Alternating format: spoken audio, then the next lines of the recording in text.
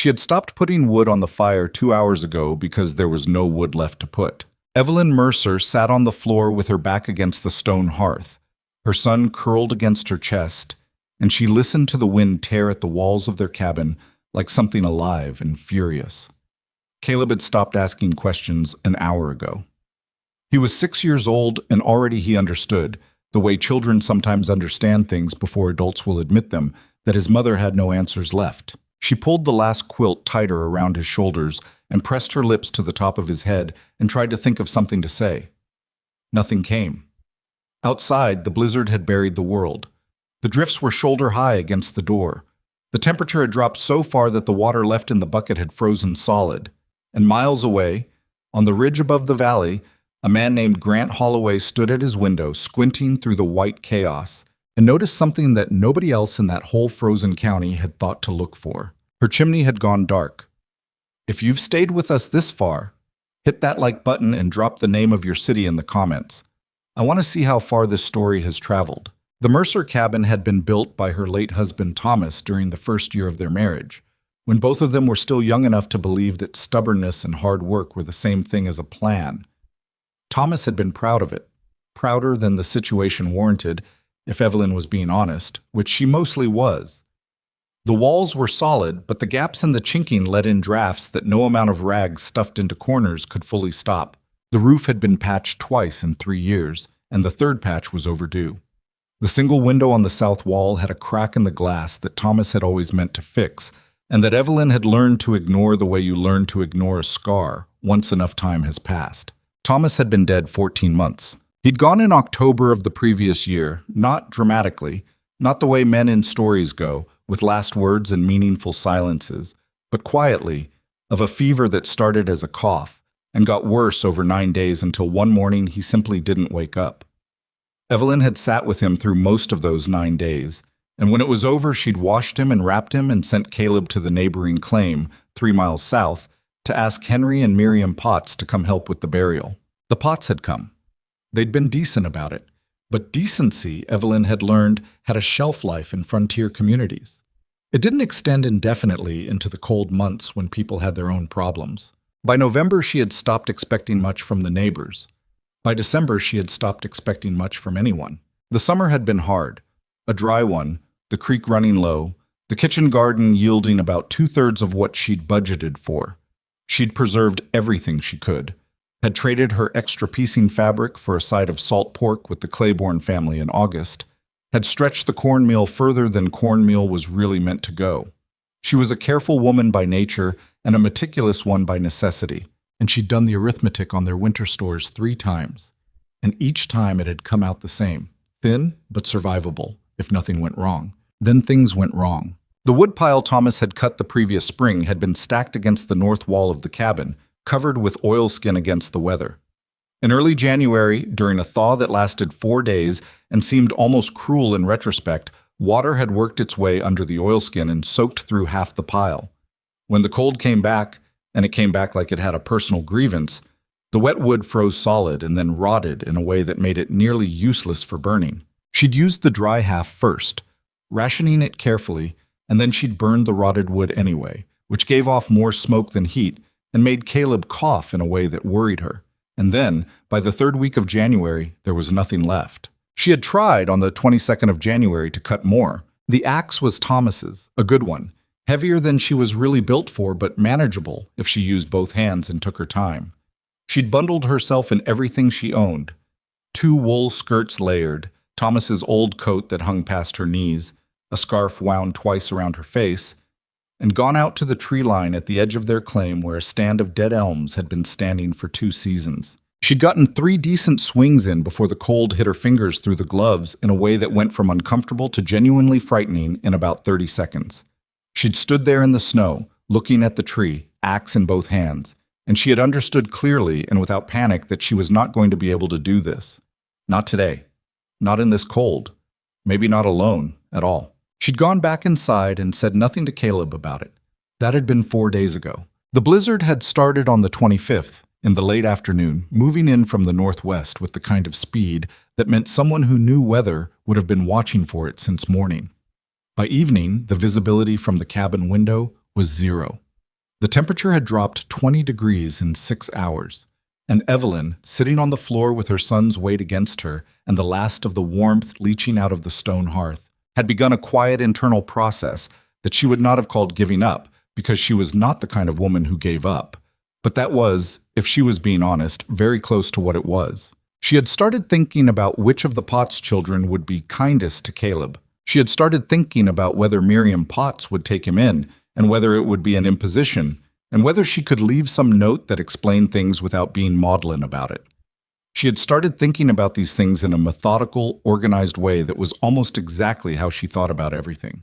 And it was only when she felt Caleb shift against her and murmur something in his half-sleep that she understood what she was actually doing and felt, for the first time all winter, something crack open behind her sternum. She pressed her face into his hair and breathed. "We're fine," she said softly, to herself as much as to him. "We're going to be fine."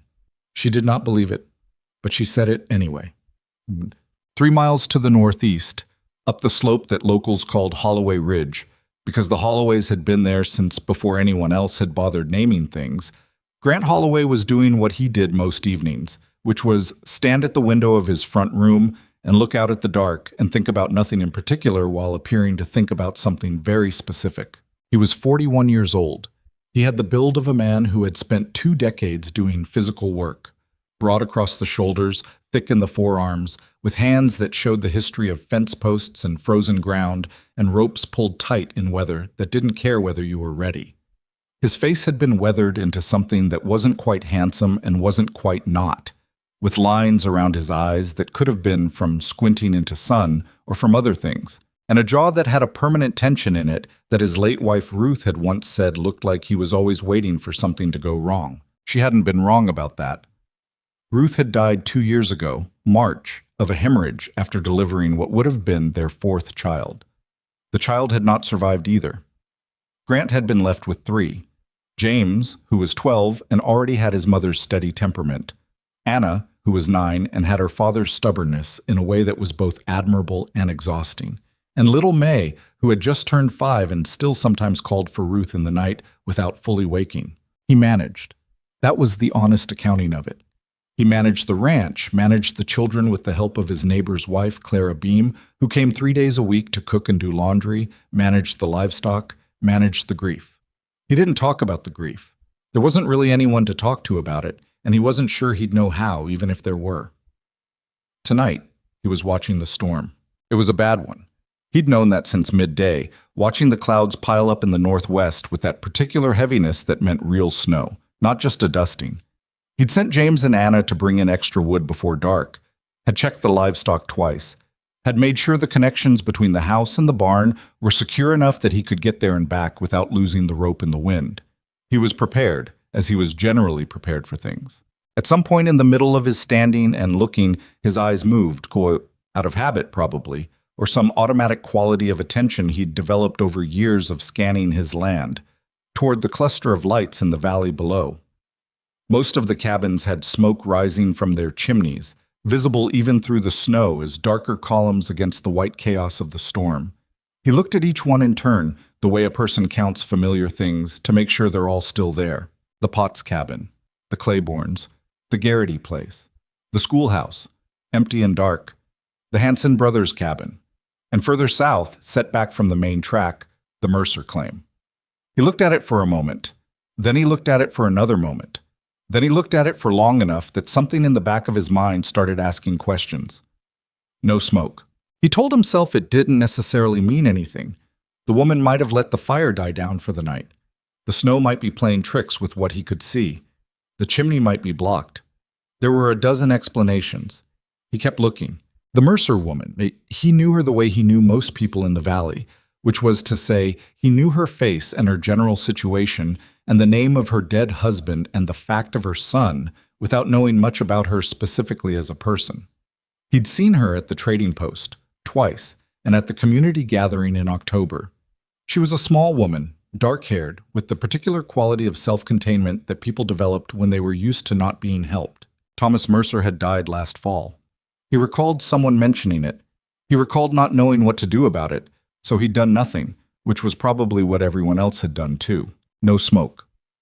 "James," he said, not loudly. His son appeared in the doorway from the kitchen, wiping his hands on a cloth. He was a good-looking boy, already growing into something like his mother's cheekbones, and he had the unsettling quality of seeming calm in situations where calmness wasn't the obvious response. "Yeah, Pa." "The Mercer cabin. You see any smoke?" James came and stood beside him and looked for a while without speaking, because he was not the kind of boy who answered before he'd actually looked. Then he said, "No." "No," Grant said. "Could be a lot of reasons," James said. "Could be," Grant said. He continued looking at the place where the smoke wasn't. "She's got a young boy down there." James said nothing. He understood his father in the silences as well as the words, and he understood that this particular silence was his father talking himself into something.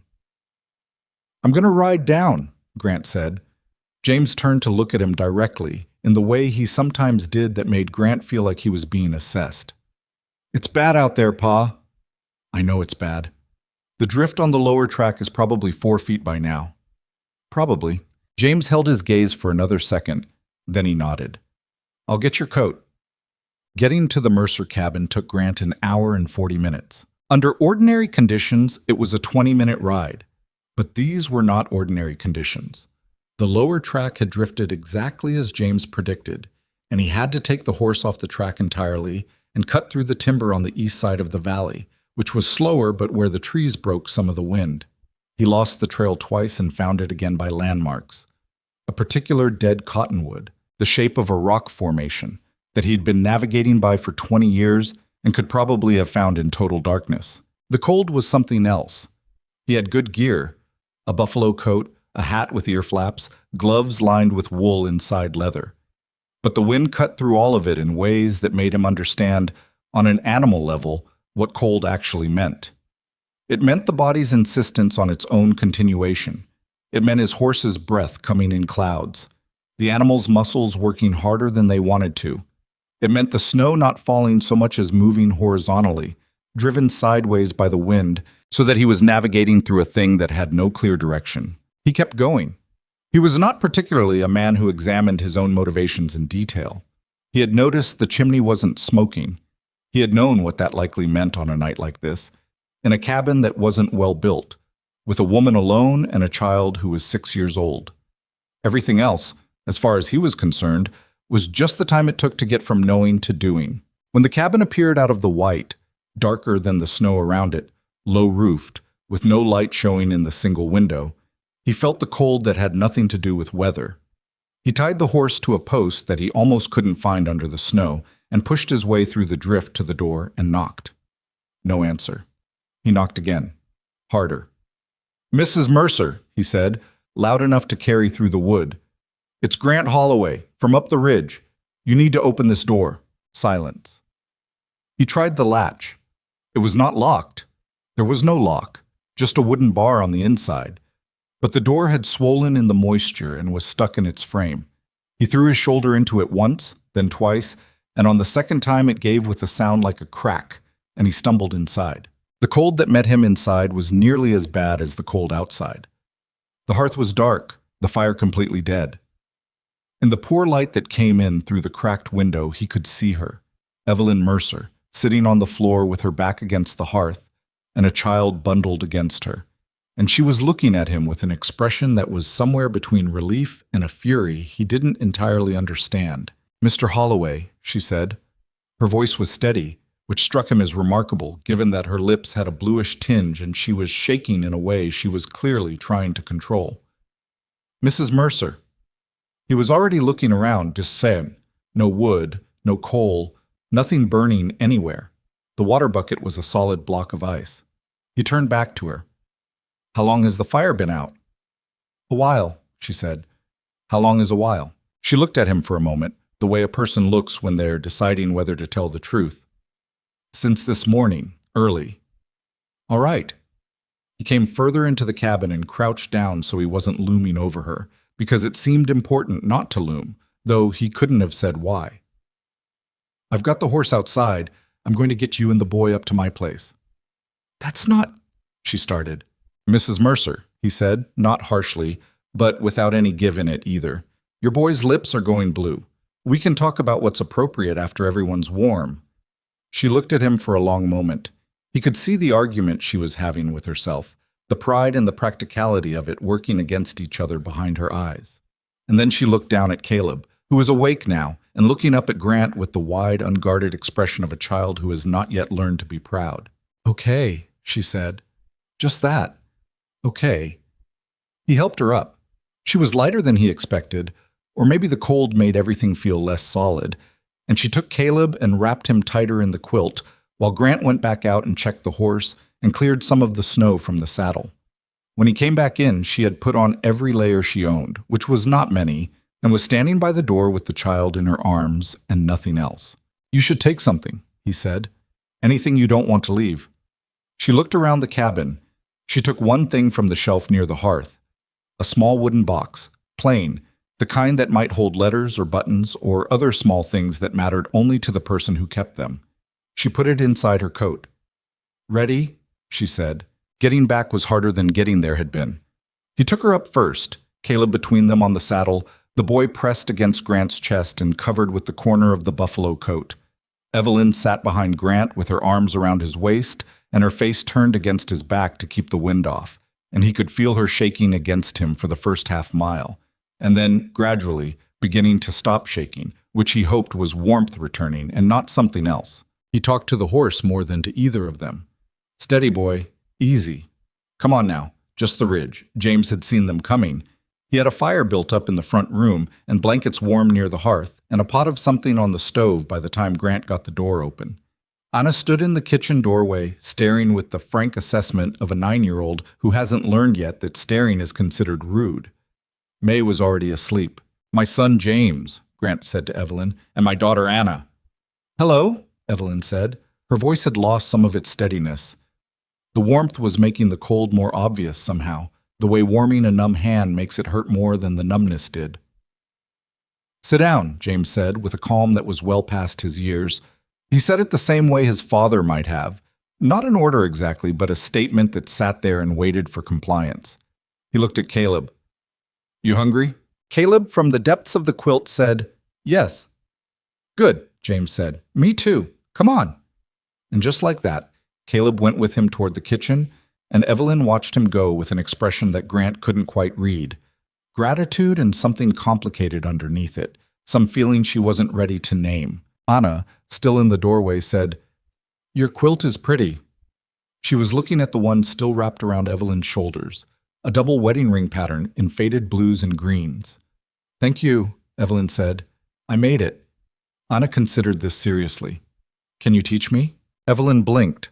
It was, Grant thought, probably not the conversation she'd expected to be having 20 minutes after nearly dying. But something shifted in her face, something that wasn't quite a smile but was pointed in that direction. "If you'd like," she said. Done. By midnight, the storm was still going, but the house was warm. Grant had set Evelyn and Caleb in the spare room at the back of the house, Ruth's sewing room, converted to a guest room that hadn't been used in 2 years. And he'd gone back out to check the livestock, and then come back in and sat at the kitchen table with a cup of coffee going cold in his hands, while he listened to the wind work against the walls. His house was solid. Thomas Mercer's cabin had not been solid, and he'd known that as soon as he'd gotten inside it, the quality of the cold inside was the same as the cold outside in a way that a properly built structure shouldn't permit. He didn't know what Mercer had been thinking when he built it, or whether he'd just run out of time or materials or knowledge, or all three. It didn't really matter now. He sat at the table and thought about things without thinking about them specifically. The same quality of not quite thinking that had occupied him at the window earlier, though now there was less emptiness in it and more of the mild unease that came from doing something that would be talked about. He knew it would be talked about. He wasn't naive. A widower with 3 children taking in a young widow for the night during a blizzard. It would be in every conversation at the trading post by the end of the week, turned over and examined and embroidered, depending on who was doing the telling. He understood that. He had understood it when he'd decided to ride out. He just hadn't been able to make himself care about it more than he cared about a cold chimney. He heard a floorboard creak behind him and turned. Evelyn was standing in the kitchen doorway in what appeared to be her underlayers. She'd taken off the coat and the extra skirts, he supposed, once she'd gotten warm enough. with her dark hair loose around her shoulders and her feet in thick wool socks that were probably Thomas Mercer's, too large for her. She looked, without all the layers, very small and very tired. And also, he noticed, considerably more alert than someone who'd spent the day slowly freezing to death had any real right to be. "I thought you were sleeping," he said. "I woke up." She looked at the coffee pot on the stove. "Is there more?" "Help yourself." She poured herself a cup and stood by the stove drinking it for a moment without speaking. He watched her, not intrusively, just in the way that two people in a kitchen in the middle of the night look at each other because there's nothing else to look at. "Thank you," she said finally, "for coming. I noticed your chimney." "I know. You said." She turned the cup in her hands. "Most people don't look." He didn't have anything to say to that, so he didn't say anything. "I had a plan," she said, in a tone that suggested she was explaining something rather than defending herself. "For Caleb, I mean, if it came to that, I'd thought through what would happen, who would look after him." Grant looked at his coffee. "All right. I'm not telling you because I want—" She stopped, started again. "I'm not weak. I want you to know that. I'd done everything I could do. I was just at the end of it." "I know," he said. "You don't, really. You've never been at the end of it." He looked up at her then, and something in his expression must have communicated something because she stopped talking and looked at him for a long moment and then said quietly, "I'm sorry, that was rude." "It was honest," he said. Another silence. The wind worked at the house. From somewhere in the back, faintly, one of his children turned over in their sleep. "I'll need to go back," she said. "When the storm lifts, Caleb and I can't impose." "You're not imposing. People will talk." He looked at her evenly. "Let them." She held his gaze for a moment.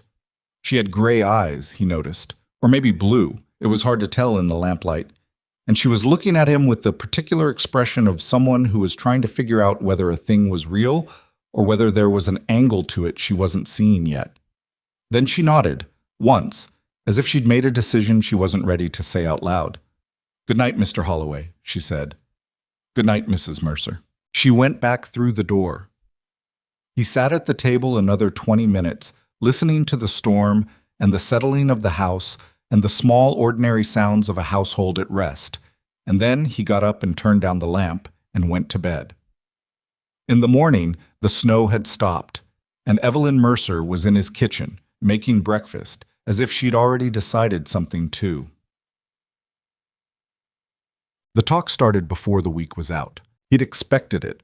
The frontier ran on two things: hard work and conversation about other people's business.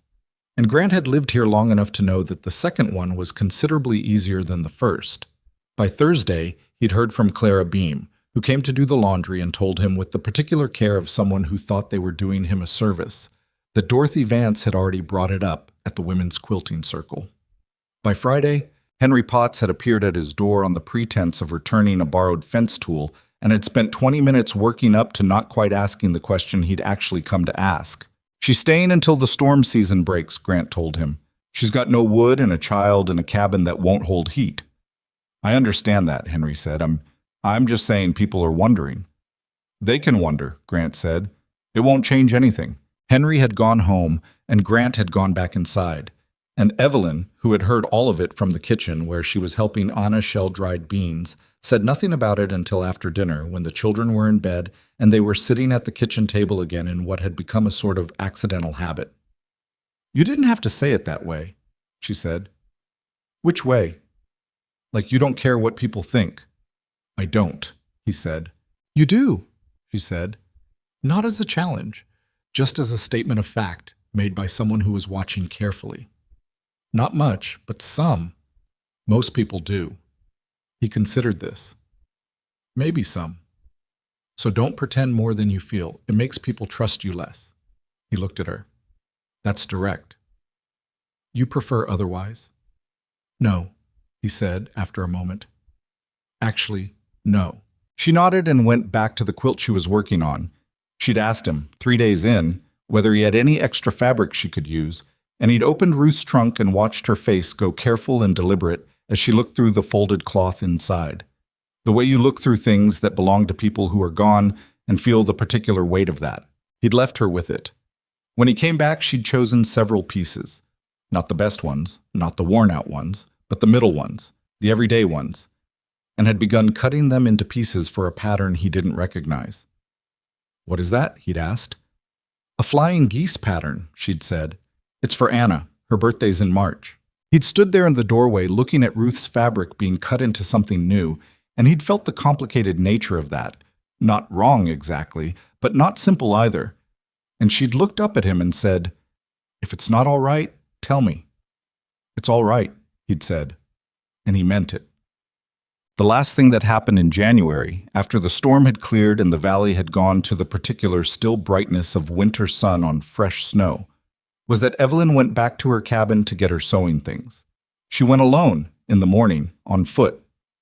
Grant had offered to take her in the wagon, but she'd said she'd rather walk, and she said it in a way that made him understand she needed to go alone, so he didn't argue. She came back 2 hours later carrying a wooden box the size of a small trunk, handles on either side, and she brought it inside and set it on the floor and sat down cross-legged in front of it and opened it. Inside were the tools and materials that were hers, needles and papers organized by size, thread wound on small spools and on the cardboard squares she'd made herself, a thimble that had belonged to her mother, paper patterns in an oilskin envelope, and underneath all of it, the beginnings of something she'd been working on since summer, a quilt top in a pattern she called Nine Patch, but that was considerably more complex than the name suggested. Caleb sat on the floor beside her and watched her set things out.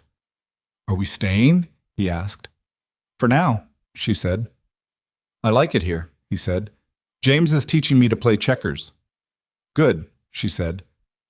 "May cries sometimes at night," he said. "I can hear her through the wall." Evelyn was quiet for a moment. "She misses her mama." "Like I miss Papa." "Yes," Evelyn said. Just like that. Caleb thought about this seriously, the way he thought about most things. "Maybe I can tell her it gets better," he said. "Because it does, doesn't it?" Evelyn looked at her son. He had Thomas's eyes and her mother's nose and something entirely his own in the set of his jaw, and he was 6 years old and already asking questions that had no clean answers. "It gets different," she said. "You carry it different after a while." He seemed to find this satisfactory. "Okay," he said, and went to find James. Evelyn sat in the winter light of Grant Holloway's front room with her sewing things spread around her and listened to the house. The creak of it, the sound of the children somewhere in the back, the distant sounds of the barn, the wind that was quieter now but still there. She thought about Thomas and about what he would have made of all this and found that she couldn't quite predict it, which was itself a kind of grief. The fact that after all these months she still couldn't hold him clearly in her mind the way she wanted to. She picked up her thimble and put it on. She had a quilt to finish and thread to organize and a debt of warmth to begin repaying in the only currency she had. She had no money and no plan past the next few weeks, and a dead husband and a cabin that wouldn't keep out the cold. What she had was this: her hands and her skill and the particular clarity that comes when you've been down to the bottom of things and found that you're still there. She threaded her needle and began to sew. The snow stayed on the ground through all of February. That was the thing about winters out here. They didn't quit when you were ready for them to quit. They stayed past their welcome and made themselves comfortable, and you just had to build your life around them until they decided to leave. Evelyn understood this better than most people because she'd been building her life around uncomfortable things for a while now, and she'd gotten reasonably good at it. By the second week of February, a routine had settled over the Holloway house in the way that routines do.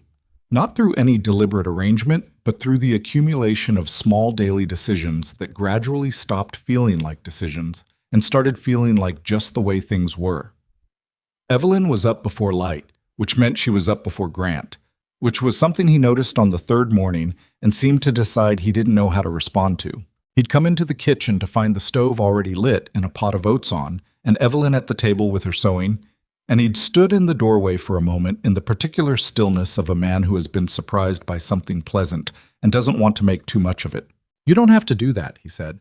"I know," she said, without looking up from the quilt top in her lap. He poured himself coffee and sat down, and that was the end of the conversation about it. The next morning she was up before him again. and the morning after that. Clara Beam, who arrived on Mondays and Wednesdays and Fridays, took longer to adjust. She was a decent woman, Clara, efficient, reliable, with a particular talent for pretending not to notice things she was very clearly noticing. The first Monday after Evelyn's arrival, Clara had come in and found the kitchen already scrubbed and a batch of cornbread cooling on the rack, and Evelyn at the far end of the table, systematically reorganizing the sewing basket that had apparently been in a state of quiet disorder for 2 years. Clara had looked at all of this and then looked at Evelyn and said, "Well, good morning," Evelyn said. "Morning," Clara said. She set down her basket and took off her coat and looked around again as if checking that the kitchen hadn't rearranged itself further. "You've been busy." "I don't do well with sitting still." Clara made a sound that was neither agreement nor argument and went about her work, and Evelyn went about hers, and by noon they'd arrived at a kind of professional respect that didn't require either of them to like the other particularly, which suited them both fine. It was Clara who mentioned the dresses. She mentioned them obliquely, the way she mentioned most things she wasn't sure she should be mentioning, which was to bring them up while doing something else and then look away.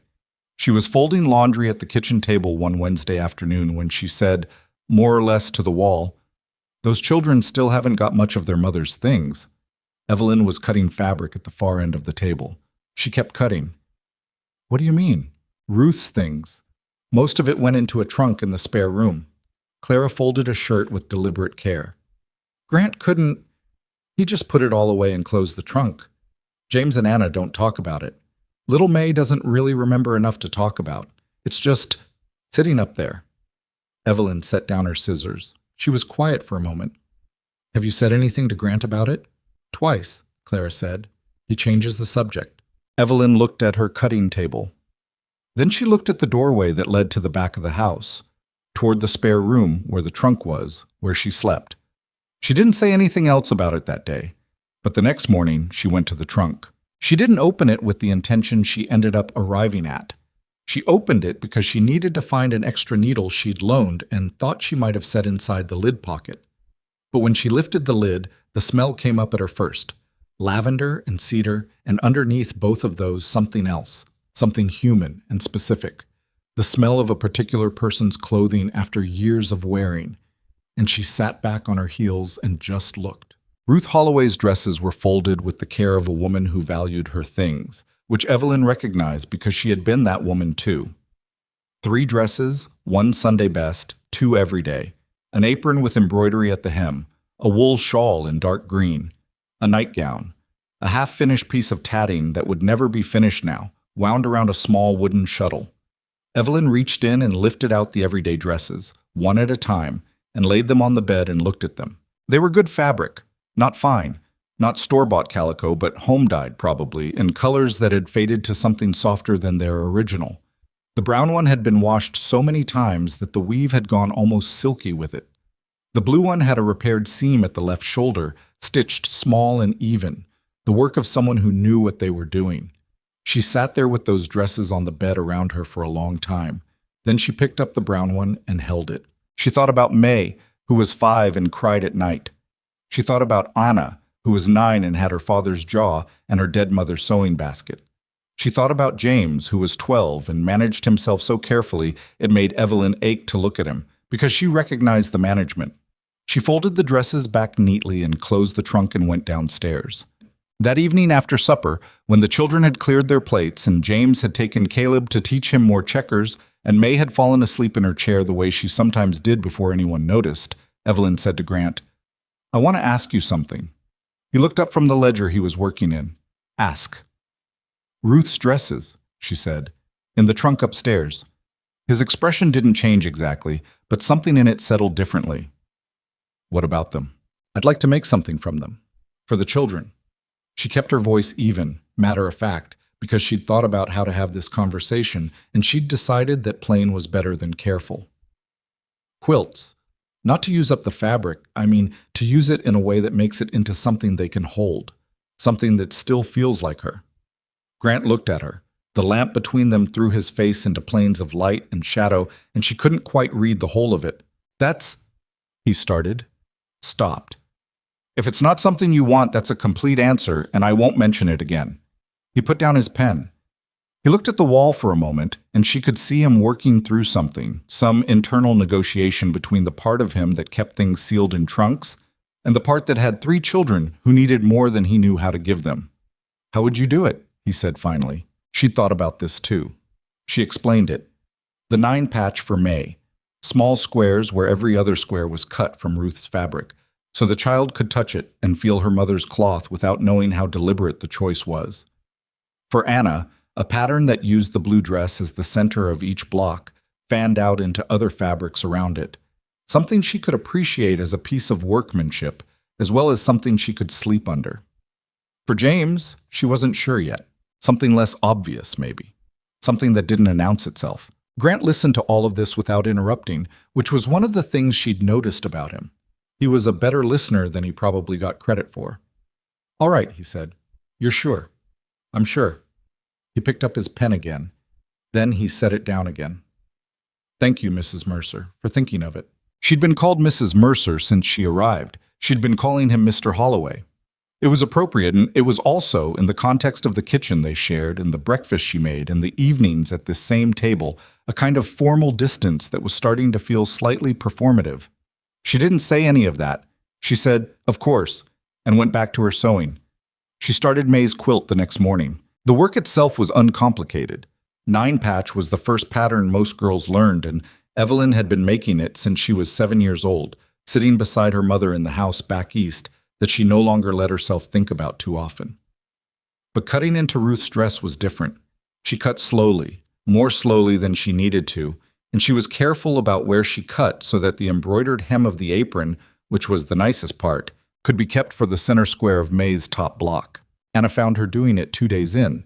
She came and stood at the table and looked at the cut pieces laid out on the cloth, and she went very still, in the way children go still when they're feeling something they can't name. "Is that Mama's dress?" she said. "The brown one, yes," Evelyn said. She kept cutting. "I'm making your sister a quilt." Anna picked up one of the cut squares, the brown fabric, thin from washing, still carrying something of the softness she'd described to Grant. She held it for a moment. "She used to let me wear her apron," Anna said, "when I helped with the bread." "I saved the apron hem for the top," Evelyn said, "right in the center." Anna looked at the piece in her hand. Then she set it down very carefully, as if it were more fragile than it was, and said, "Can I help?" Evelyn considered this. She looked at Anna's hands, small, capable looking, with a scar on the left index finger from some previous encounter with something sharp. "Can you hold a needle steady?" "Yes," Anna said, with the confidence of someone who had been asked this question in a tone that implied doubt and was determined to correct the record. "Pull up a chair then," Evelyn said. Anna pulled up a chair. They worked together for most of the afternoon, and Evelyn taught her the basting stitch, the one that wasn't meant to be permanent, that just held pieces together while you did the real work. And Anna's first attempts were uneven and too long, and she kept pulling the thread too tight and puckering the fabric. And Evelyn didn't tell her it was good when it wasn't. She said, "Too tight on the pulse and let the fabric sit how it wants." And she demonstrated, and Anna tried again. And the second row was better than the first. "My mother did this," Anna said at some point, not looking up from her needle. "Most women do at some point," Evelyn said. "She was fast. I used to watch her." "You'll get fast," Evelyn said. "It just takes so long that you forget you're getting faster, and then one day you realize your hand knows where to go without you telling it." Anna thought about this. "How old were you when that happened? 12, maybe 13?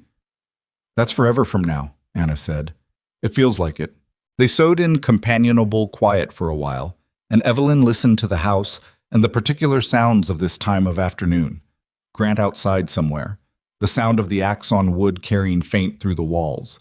Caleb and May playing some private game in the next room that involved intermittent giggling and the sound of something small being knocked over. "Do you miss your husband?" Anna asked. Evelyn continued sewing. "Yes." "Does it get better?" "It gets different," Evelyn said. The same thing she'd told Caleb because it was still the truest thing she had. "You keep missing them, but you get bigger around it. The missing doesn't shrink. You just get bigger so it fits inside you better." Anna was quiet for a long time, working her needle through the fabric. "I think my father misses her a lot still," she said. Evelyn didn't say anything. "He doesn't talk about it," Anna said. "But you can tell. He gets this." She made a vague gesture toward her own face, trying to describe an expression without making it. This kind of faraway thing. "Yes," Evelyn said. "I've seen it." Anna nodded as if this confirmed something. "Do you think he's okay?" It was, Evelyn thought, an extraordinary question from a 9-year-old. The asking of it, the fact that Anna felt responsible for knowing the answer, felt the weight of it, said more about what that household had been carrying than anything else Evelyn had seen. "I think he's managing," Evelyn said carefully. "And I think you don't have to be the one who worries about that." Anna looked up at her. "You're 9, Evelyn said. "You get to just be 9 for a while longer." Anna seemed to turn this over. She went back to her sewing with the thoughtful expression of someone filing something away. And Evelyn went back to hers, and neither of them said anything else for a while, and the afternoon light moved across the table and the pile of cut squares grew slowly, and the house held them both without comment. May's quilt took 3 weeks. Evelyn worked on it in the evenings mostly, after the children were in bed, when the kitchen was quiet and Grant was either in the barn doing a last check on the animals or sitting with his ledgers at the other end of the table. They had developed a companionable way of existing in the same room without demanding anything of each other, which was a specific kind of comfort that Evelyn hadn't expected and didn't quite know what to do with. He was a quiet man, not sullen. She'd met sullen men and recognized the difference, but contained. He chose his words like a person who'd spent time in situations where the wrong word cost something, and he said less than he probably thought, which she respected even when it made conversation unpredictable. He asked her questions, though. That surprised her at first. Not big ones, not questions about Thomas or her family or what she planned to do when spring came. None of the things that people usually asked out of a combination of curiosity and the particular nosiness that frontier living seemed to produce. He asked her smaller things, what the pattern was called, whether she'd always sewed or learned it later, where she'd grown up. He asked about her mother once, just whether she was still living. And when Evelyn said no, he'd said he was sorry in a way that sounded like he meant it rather than just filling the silence. One evening in mid-February, she'd looked up from the quilt and found him watching her hands. He hadn't looked away immediately, which she appreciated, because the guilty look away was its own kind of insult, like you'd caught someone doing something wrong when they hadn't been. He'd just looked at her steadily when she caught him looking. "Watching you work is restful," he said, like he was figuring out the word while he said it. "I don't know why that is." "My mother said the same thing," Evelyn said. She said watching someone who knows what they're doing with their hands was the most peaceful thing she knew. Smart woman. She was. Evelyn pulled her thread through. She was also unreasonably stubborn and occasionally wrong about things she was certain she was right about. But yes, mostly smart. Grant smiled at that. It was the kind of smile that showed up slow and didn't announce itself, and she'd noticed he didn't do it often, which made it feel like something when it happened. She went back to the quilt. She finished May's top on a Thursday evening and spread it on the kitchen table to look at it. And it was. She wasn't a vain woman about her work, or tried not to be, but it was genuinely good. The brown of Ruth's dress moved through it like something warm, alternating with the scraps of other fabric Evelyn had used, some from her own stores, some from the remnant box she'd found in the sewing room, and the apron embroidery sat at the center of the top block exactly where she'd planned it. Grant came in from outside and stopped when he saw it. He stood in the doorway with his coat still on and looked at it for a long time. "That's Ruth's apron," he said. "Yes." He came closer and looked at it more carefully, the way a person looks at something they're not sure they're allowed to feel about yet. He put out one hand and touched the embroidered edge in the center block, just the tips of his fingers. "She made that apron herself," he said. "First winter we were here. She wanted to teach herself embroidery, and she practiced on the apron because it didn't matter if she made mistakes." He didn't look up from the quilt. She was embarrassed of it, actually, said the stitching wasn't even enough. "The stitching is very even," Evelyn said. "I know." He let his hand drop. "I tried to tell her." Evelyn looked at the quilt. She thought about Ruth Holloway, who had practiced embroidery on an apron in her first winter here and been embarrassed of it. She thought about what it meant that this man had kept all of it in a trunk for 2 years because he didn't know what else to do with it. May will have it now, Evelyn said. Every time she uses it, she'll be touching something her mother made. Grant looked at her. There was something in his face that she couldn't fully read, the same something she'd seen occasionally in the month she'd been here, a kind of effortful composure that the composure didn't entirely achieve. "Thank you," he said. His voice was a little lower than usual. "I mean that seriously, Mrs. Mercer." "Evelyn," she said. He blinked. "We've been in the same house for a month," she said. "You can call me Evelyn." A pause. "Grant," he said. "I know," she said. The community's opinion of the arrangement clarified itself over the course of February in a way that reminded Evelyn of water freezing. Gradual at first, and then all at once, and then very hard. The first clear signal had been Henry Potts, who she'd already heard about from Grant.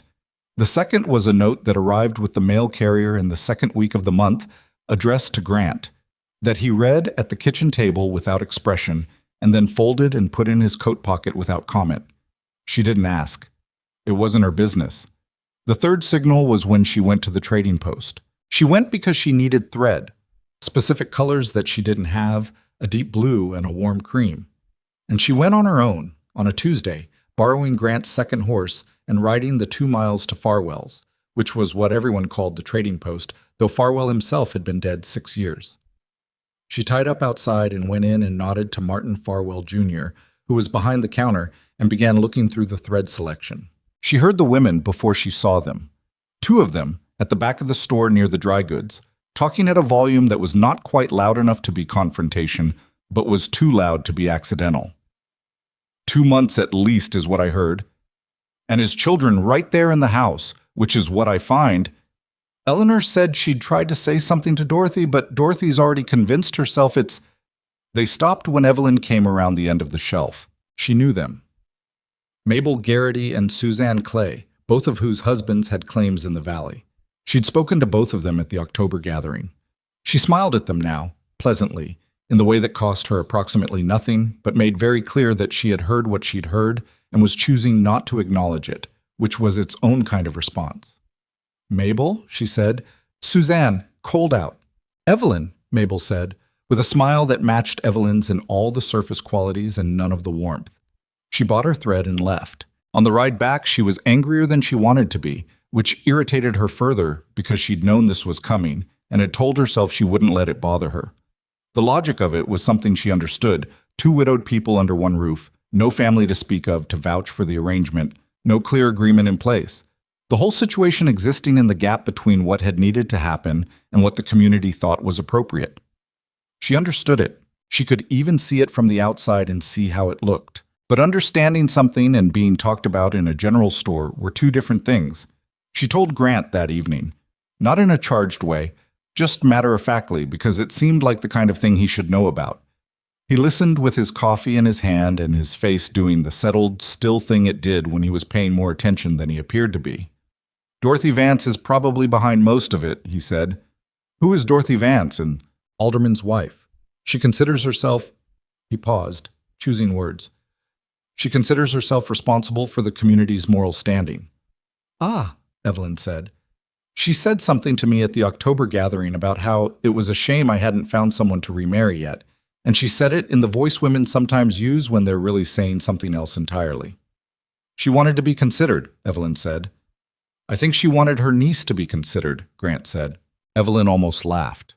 She didn't, quite, but almost. "What do you want to do about it?" Grant said. "Nothing," she said.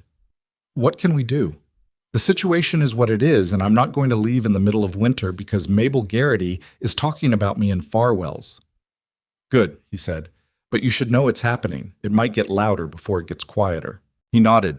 He looked at his coffee. Then he said, in the tone of someone making a statement rather than asking a question, "I'm not sorry I brought you here." She looked at him. He was still looking at the coffee. "I'm not sorry either," she said. It was the truth, and the truth was sometimes simpler than the situation around it. Anna's quilt was finished a week after May's. She gave it to her at breakfast, folded on her chair, and Anna unfolded it slowly and then held it up and looked at it. The blue from Ruth's dress was in every center block, surrounded by other colors fanning out, and from a distance it looked almost like something radiating, like each block was its own small source of something warm. Anna didn't cry. She folded it back up and held it against her chest for a moment, her chin on top of the folded edge, and then she looked at Evelyn with her father's expression, that settled, careful stillness, and said, "It's beautiful."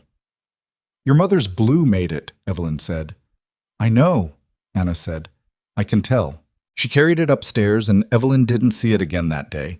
But later that evening, Anna came down to the kitchen and sat beside her without saying anything, and picked up a needle and a scrap of fabric and began practicing her basting stitch without being asked.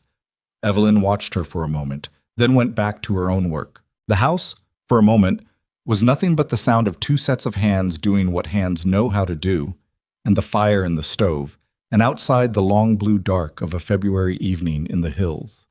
For James, Evelyn thought longer. He was 12, which meant he was at the age where things given to you openly sometimes felt like pity, and pity was the one thing boys that age couldn't stand. She thought about what Ruth's presence meant to him specifically. He would have more actual memories of her than the other two, would have the hardest grief because of it, and the least obvious way to hold it. She didn't use Ruth's dress. Instead, she took the green wool shawl, the good one, Sunday quality, folded at the bottom of the trunk, and she used it as the backing for a quilt top she made from entirely practical materials. Heavy fabric, work weight, the kind of quilt you could use in a barn or on a cold night without worrying about it. Useful rather than beautiful. Something a 12-year-old boy could accept without it feeling like sentiment. But the back of it was Ruth's shawl, and he would know it every time he turned it over. She left it on his bed while he was outside helping his father with no note and no fanfare, and when he came in at noon and went upstairs and came back down again, he didn't say anything about it for the rest of the afternoon. But at dinner, he looked at Evelyn once, just once, across the table, and what was in his face was complicated and young and real, and he gave her one small nod. She nodded back. Grant saw it. He looked at his plate, and his jaw moved in the particular way it moved when he was holding something in that didn't want to stay held in, and then he picked up his fork and asked James about the fence post on the north pasture, and the conversation moved on. That was February.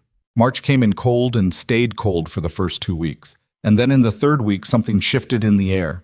Not warmth yet, not really, but the suggestion of warmth, the way light starts changing before the temperature does. And the days got longer by minutes that you could actually feel now, and the snow on the south-facing slopes started showing bare patches of ground underneath. Evelyn stood in the doorway one afternoon and looked at those bare patches and felt something she hadn't felt in a long time. Not happiness, exactly. Not hope, exactly. Something more practical than either of those. The particular feeling of a person who has survived something and is beginning to believe that surviving it was not, in fact, the last thing they were going to do. Behind her, May was singing something formless and tuneless to herself in the way May sang when she was happy. Caleb and James were somewhere in the barn. Anna had her sewing out at the kitchen table. And Grant came around the corner of the barn and stopped when he saw her in the doorway. And he looked at her for a moment in the pale early spring light. And then he looked out at the bare patches of ground on the south slope. And then he looked back at her. "Spring's coming," he said. "Slower than I'd like," she said. He nodded. He stood there for a moment, not going anywhere. "The quilts," he said. "The children haven't stopped." He paused. James slept with that thing wrapped around him 3 nights running, which for James might as well be writing it on a sign. "It's warm fabric," Evelyn said. "Evelyn." She looked at him. "You know it's not about the warmth," he said. She did know. She'd known when she made it. She just hadn't been sure if he knew. "Yes," she said. "I know." He looked at the snow for another moment. Then he said, "I'm glad you're here," in the same voice he used for things that were true and that he was done not saying, and then he went back into the barn before either of them had to figure out what came next. She stood in the doorway a while longer, listening to May sing, watching the line where the snow ended and the brown ground began, and thought about what it meant that she was glad too. The letter arrived on a Tuesday, which was also the day Evelyn finished the last of the 6 quilts she'd been working on for trade. She'd started taking commissions in late February, Word had moved through the valley the way word always moved, which was faster than anyone intended and with more embellishment than the original. After Clara Beam had mentioned to someone that the woman staying up at the Holloway place made the finest piecing she'd ever seen. The first commission had come from a woman named Bessie Alcott, 2 settlements over, who wanted a wedding quilt for her daughter and had sent a note with the mail carrier along with a small advance of coins that Evelyn had held in her palm for a long moment before putting them in the wooden box she kept on the shelf in her room. That had been the beginning. By the 3rd week of March, she had 4 commissions in hand, and the coins in the box had multiplied to a sum that didn't solve everything but solved some things, which was all she'd ever asked of money.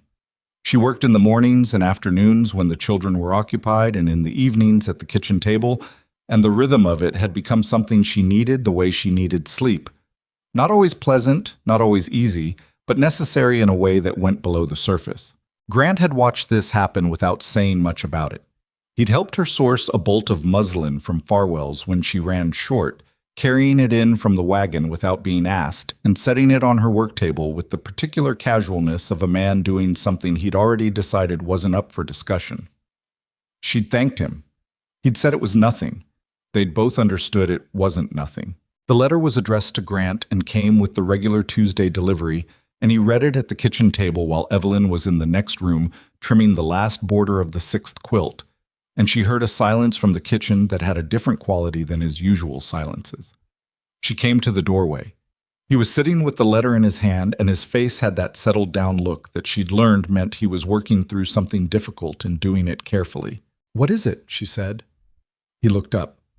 He considered for a moment whether to tell her, which she could see him doing, the brief internal negotiation between protecting her from something and respecting her enough to tell her the truth.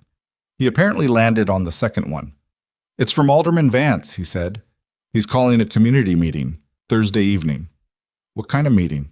Grant set the letter on the table. "The kind where someone has decided the community needs to weigh in on a private matter." Evelyn came fully into the kitchen. She pulled out a chair and sat down across from him. "About us." "He doesn't say that directly. He says it's about moral standards and community welfare and that my attendance is," he uses the word, "expected." Grant's jaw had that tight quality. In my experience, expected from Vance means required. She looked at the letter without touching it. "And me?" "He doesn't mention you." "Which means he expects you to come alone and answer questions about an arrangement that involves 2 people." "Yes," Grant said. "That's what it means." She thought about this. She thought about Alderman Vance, who she knew by sight. A tall man, prosperous-looking, with the particular confidence of someone who'd decided his opinions were facts so long ago that he'd stopped being able to tell the difference. She thought about Dorothy Vance in the quilting circle and Mabel Garrity in Farwell's store.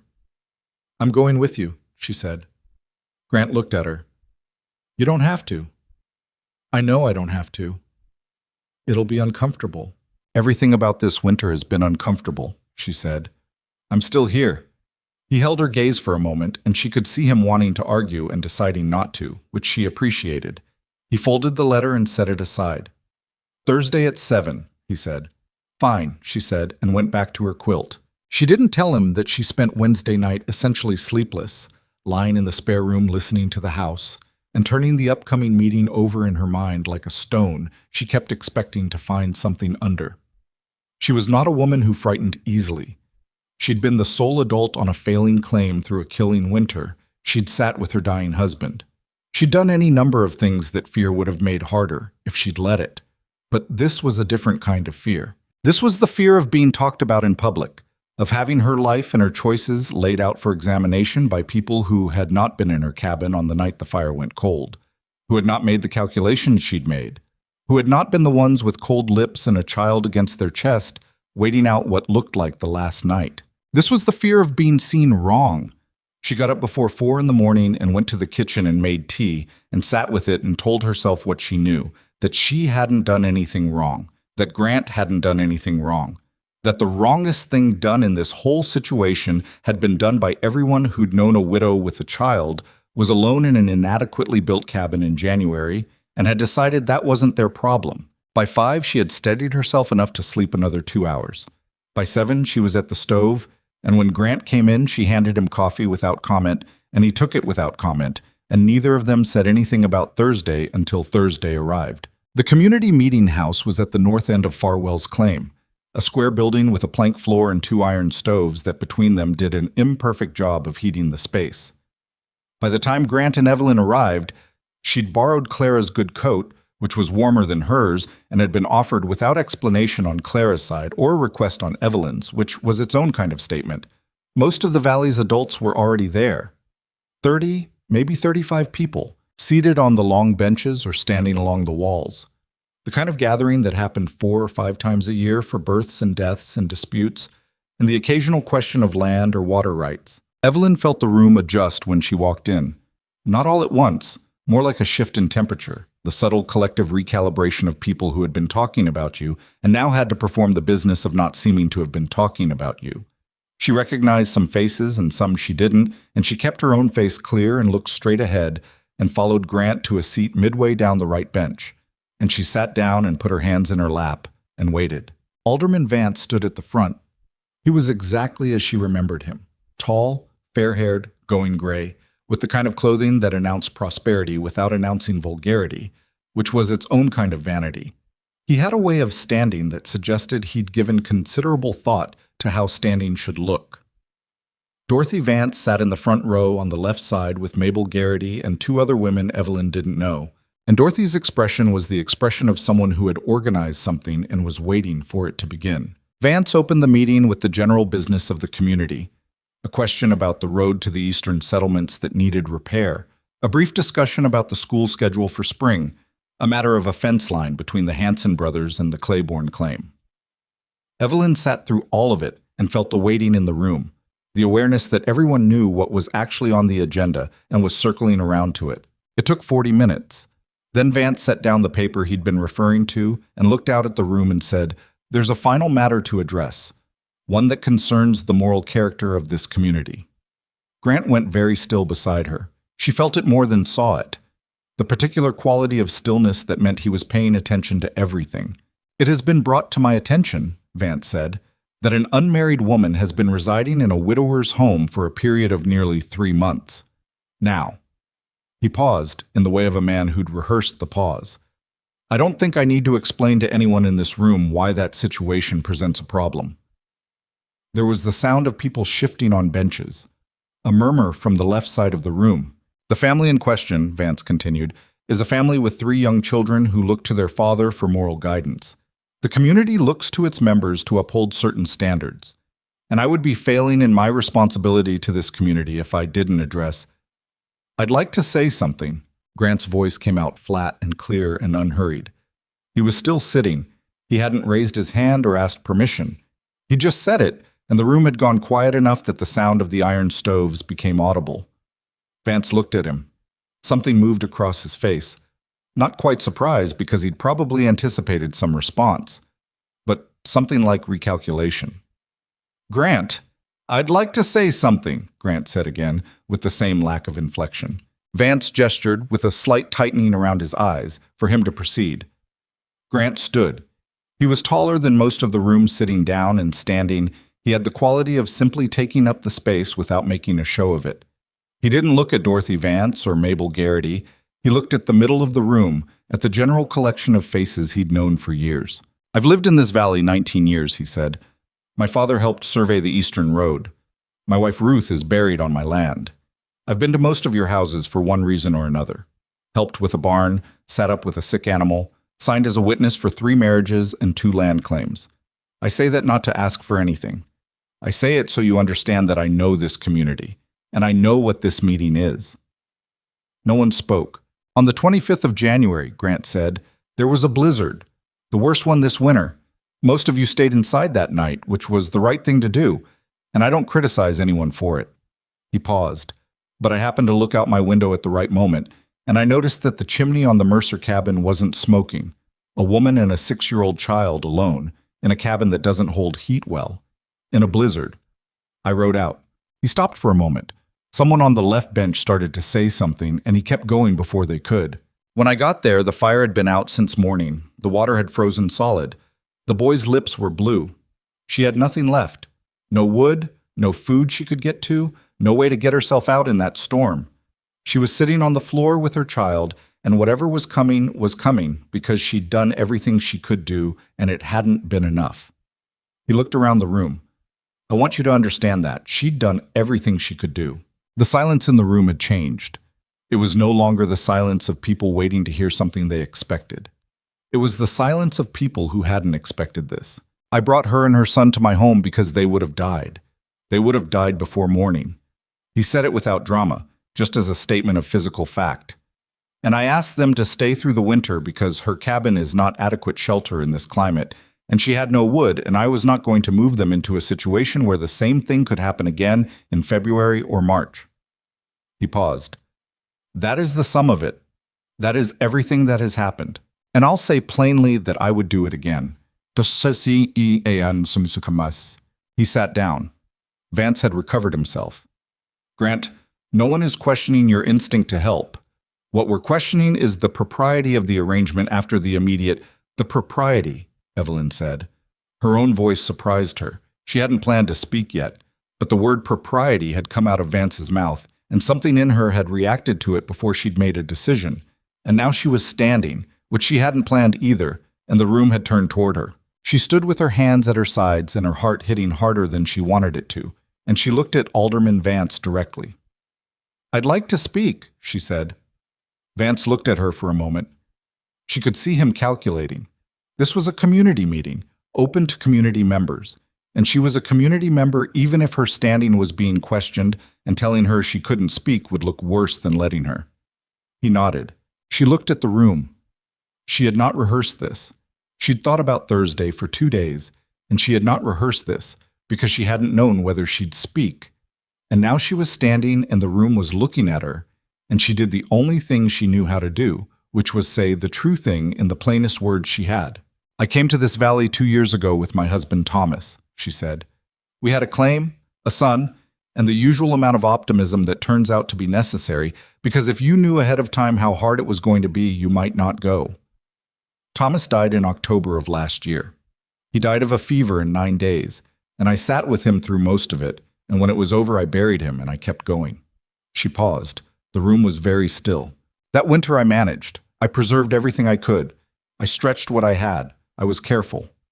She kept her voice level, not because she wasn't angry, but because angry wasn't what this moment needed. In January, my woodpile failed. Half of it had rotted from a thaw, and by the end of the month I had nothing left to burn. I tried to cut more, and the cold stopped me, and then the blizzard came. She looked out at the faces in front of her. She recognized some of them. Henry Potts, who had helped bury Thomas. The Claiborne brothers. Martin Farwell, Jr. She looked at them and she told them the true thing. I had made my plans for what would happen if we didn't survive the night, she said. I had thought through which families might take Caleb in, whether Miriam Potts would find it too much of a burden. I had thought about whether to leave a note. She let that sit for a moment. I wasn't being dramatic. I was being practical, because that was where we were. Dorothy Vance, in the front row, had her eyes on her lap. Grant Holloway rode 3 miles through that blizzard, Evelyn said, in conditions that could have killed him too. He broke down my door because I couldn't answer it. He wrapped my son in his coat and got us out. And then he let us stay in his home, and he asked for nothing, and he treated me with more basic human respect than— She stopped, chose words more carefully. He treated us as if our lives mattered, which was not a thing I had experienced from this community in the months since my husband died. The room was the quietest she'd ever heard a room full of people be. I understand propriety, she said. I understand that people have concerns. But I would ask every person in this room to think about where those concerns were on the night of January 25th. I would ask you to think about whether anyone checked on the Mercer cabin that night, whether anyone sent a message or rode out or did anything at all to make sure a widow and her child were not freezing to death in a blizzard. She paused. Grant Holloway did. One person. And now his reputation is what's being questioned. She sat down. The silence stretched for a moment that felt longer than it was. Then Henry Potts, from the right side of the room, said in his slow and deliberate voice, I didn't check. He said it without looking around, just looking at the middle distance. I knew she was down there and I didn't check. Another pause. Then one of the Claiborne brothers said, "Neither did we." Someone else, behind Evelyn, said something she couldn't quite hear, but the tone of it was the same. The particular tone of people acknowledging something they'd rather not acknowledge. Vance said, in a voice that had lost some of its earlier authority, "No one is suggesting that." "I'd like to put something forward," said Clara Beam from the back of the room. Everyone looked at her. Clara had the expression of a woman who had been waiting for the right moment and had determined this was it. "I've been going to the Holloway house 3 times a week for 2 years," Clara said. "I know that household. I've watched what's happened there since January. Those children have been looked after better than they've been looked after since their mother died. That woman," she nodded toward Evelyn, "made quilts from Ruth Holloway's own dresses so the children would have something of their mother. Now." She looked at Alderman Vance. "If that's immoral, I'd like someone to explain to me what virtue looks like." Dorothy Vance looked up from her lap. Her husband looked at her, then at the room, then at the paper in his hand. The meeting, Evelyn understood, had turned. It wasn't dramatic. It wasn't the way it would be in a story with a clear villain and a clear reckoning. Vance didn't crumble or apologize or admit he'd been wrong. What he did was more human than that, and in its own way, more satisfying. He folded his paper and said that the matter had been aired and the community had heard what it needed to hear, and that he was satisfied the situation would resolve itself appropriately with the coming of spring. And he moved briskly to the closing of the meeting. People filtered out. Several of them stopped to speak to Evelyn. Not many, and not with a lot of words, but they stopped. The Claiborne brothers both shook her hand. Martin Farwell Jr. told her he'd heard she was doing quilt work, and that his wife had been wanting to commission something for a while. Miriam Potts, who had been the woman Evelyn had thought about for Caleb, caught her hand as she passed and held it for a moment and looked at her, and didn't say anything, which said more than most things said with words. Vance and his wife left without speaking to either her or Grant. Outside in the cold night air, the cold was thinner now than it had been, with the promise of something else in it. Grant stood beside her and looked at the valley lights, and didn't say anything for a while. "You didn't tell me you were going to speak," he said finally. "I didn't know I was going to." He nodded. He looked at the dark hills. "What you said about the plans you'd made," he said. "For Caleb." He stopped. "It was the truth," she said. "I know it was." He was quiet for a moment. "I think that's what—" He stopped again. Started differently. "When you said it, I looked around at people's faces. And I think a lot of them heard it and didn't know what to do with it, because it was real in a way that Vance's talk wasn't real. It was something that actually happened, and everyone in that room understood it on some level, and it was easier to not think about it until you said it plainly."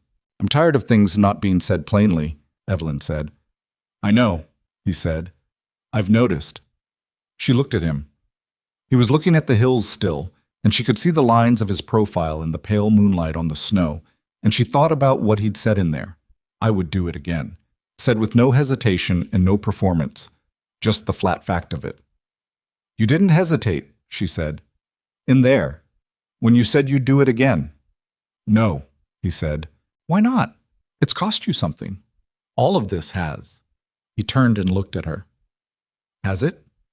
She considered that. "Less than I thought it would," she admitted. "Same," he said. They stood in the cold for another moment. Then James appeared at the edge of the light from the building, having been left in charge of the younger ones at home, and having apparently decided he'd waited long enough. He looked at both of them with his particular 12-year-old assessment, found whatever he was looking for, and said, "Can we go home? May fell asleep on Anna, and Anna is complaining about it." "Anna can manage for 10 more minutes," Grant said. "I told her that," James said. "She told me to come get you." Grant made the sound that wasn't quite a sigh. He looked at Evelyn. "Shall we?" she said. "Yeah," he said. "Let's go home." They walked to the wagon together, James slightly ahead, and Evelyn thought about that word, home, and how Grant had used it without thinking, the way you used words that had become ordinary, and how it hadn't felt wrong to walk toward it when he said it. But there was something else she was thinking about, too. Something that had started at the edges during the meeting and moved inward while she was standing there and talking, and that was still moving now. She had spoken in that room about what had happened to her, and she had not flinched from it. She had looked at the people who had not come, and she had said the true thing without blaming them for it. Not the true thing that would wound, but the true thing that would make them see, which was a different kind of true. And she had felt, while she was speaking, something she hadn't felt since before Thomas died. The sense that she was standing on her own ground, that she was not diminished, that she was not someone's charity case, or someone's scandal, or someone's object of pity, that she was Evelyn Mercer, and she was standing in a room and saying what was true. And that was something no one could take back. She held on to that feeling on the wagon ride home, with May asleep against her side and the stars very clear above the dark hills, and the horses moving steady in the cold. It was something she would need in the weeks ahead. She could feel that without knowing the details of it, the way you could feel weather changing before the weather changed, some shift in pressure that the body registered before the mind caught up. Spring was almost here, and spring meant she would have to decide what came next. Spring arrived the way it always did out here, not all at once, but in arguments. A warm day that convinced you the worst was over, then 3 days of cold that called you a fool for believing it. The snow retreating from the south slopes and holding stubbornly on the north-facing ones, as if the two sides of every hill had agreed to disagree about the season. Mud that appeared overnight and turned the track between the cabin and the barn into something that required genuine commitment to cross. The children came inside every afternoon with boots that needed to be set by the stove to dry, and May had fallen spectacularly into a puddle on the east side of the house on a Tuesday afternoon and come in soaking and indignant, and even Grant had laughed at that, the real kind, the kind that came up without warning. Evelyn had been watching him for signs of that, the real laugh. She'd heard it maybe 4 times in 3 months, and each time it was like catching something brief and unguarded that made the contained, careful version of him feel more comprehensible by contrast. The morning after the community meeting, she had woken to find a commission note slipped under her door. She didn't know who had left it. She found out later it was Martin Farwell Jr., who must have written it in the wagon on the way home. But the note was for a full-size wedding quilt, and it included a price he was willing to pay that made her stare at the paper for a moment before reading it again. That was April's first week. By the second week, she had 2 more commissions. By the third, 5. Something had shifted in how the community saw her, and she understood it well enough to be grateful for it without trusting it entirely. People were coming around the way people came around when they'd been on the wrong side of something and needed a way to correct course that didn't require them to admit they'd been on the wrong side of something. She accepted commissions, and she was polite, and she did not make it easy or difficult for anyone. She just did the work, and the work was good, and that was sufficient. The wooden box on her shelf was getting heavy. She counted it on the last Sunday of April, sitting on her bed in the spare room with the box in her lap and the late afternoon light coming in through the window. It was more than she'd had at any point since before Thomas died, and it was not enough to be secure, but it was enough to be something. Enough to give her a floor under her feet instead of open air. She put the lid back on the box and sat there for a while thinking. The thing she'd known was coming.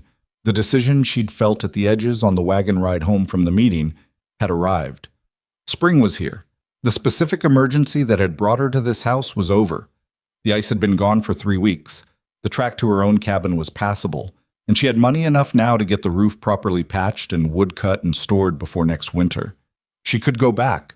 The question was whether she wanted to. She sat with that question the way you sat with a question you already knew the answer to but weren't ready to say out loud. She looked at the window, at the greening slope visible through the glass, at the sky that was the particular pale blue of early spring, and she thought about the cabin that had been her and Thomas's and was now just hers, 3 miles down the track, sitting empty. She thought about the kitchen downstairs where she'd made breakfast every morning for 3 months. She thought about Anna's sewing basket on the kitchen table, always slightly in the way, moved and replaced daily without comment from anyone. She thought about Caleb coming in at noon with dirt on his knees, and James's particular expression when he was explaining something he found interesting, the careful enthusiasm of a boy who'd learned to not show enthusiasm too readily. She thought about May's quilt spread on her bed and Grant's hands on the kitchen table and the specific quality of silence in that house after the children were asleep, which was the most comfortable silence she'd been in for longer than she could name. She thought about Grant, not in a way she could yet put clean language to, but the thought was there, taking up a particular space, and she'd stopped pretending it wasn't. She went downstairs and found him in the barn. He was at the work table along the south wall, mending a piece of harness that had cracked at a joint. He had a way with leather work, patient and precise, that she'd watched a few times without intending to. He looked up when she came in. He had a way of looking up that didn't make you feel like an interruption.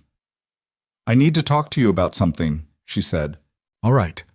He set down the harness and gave her his full attention, which was one of the things she'd learned about him. When he was listening, he was actually listening.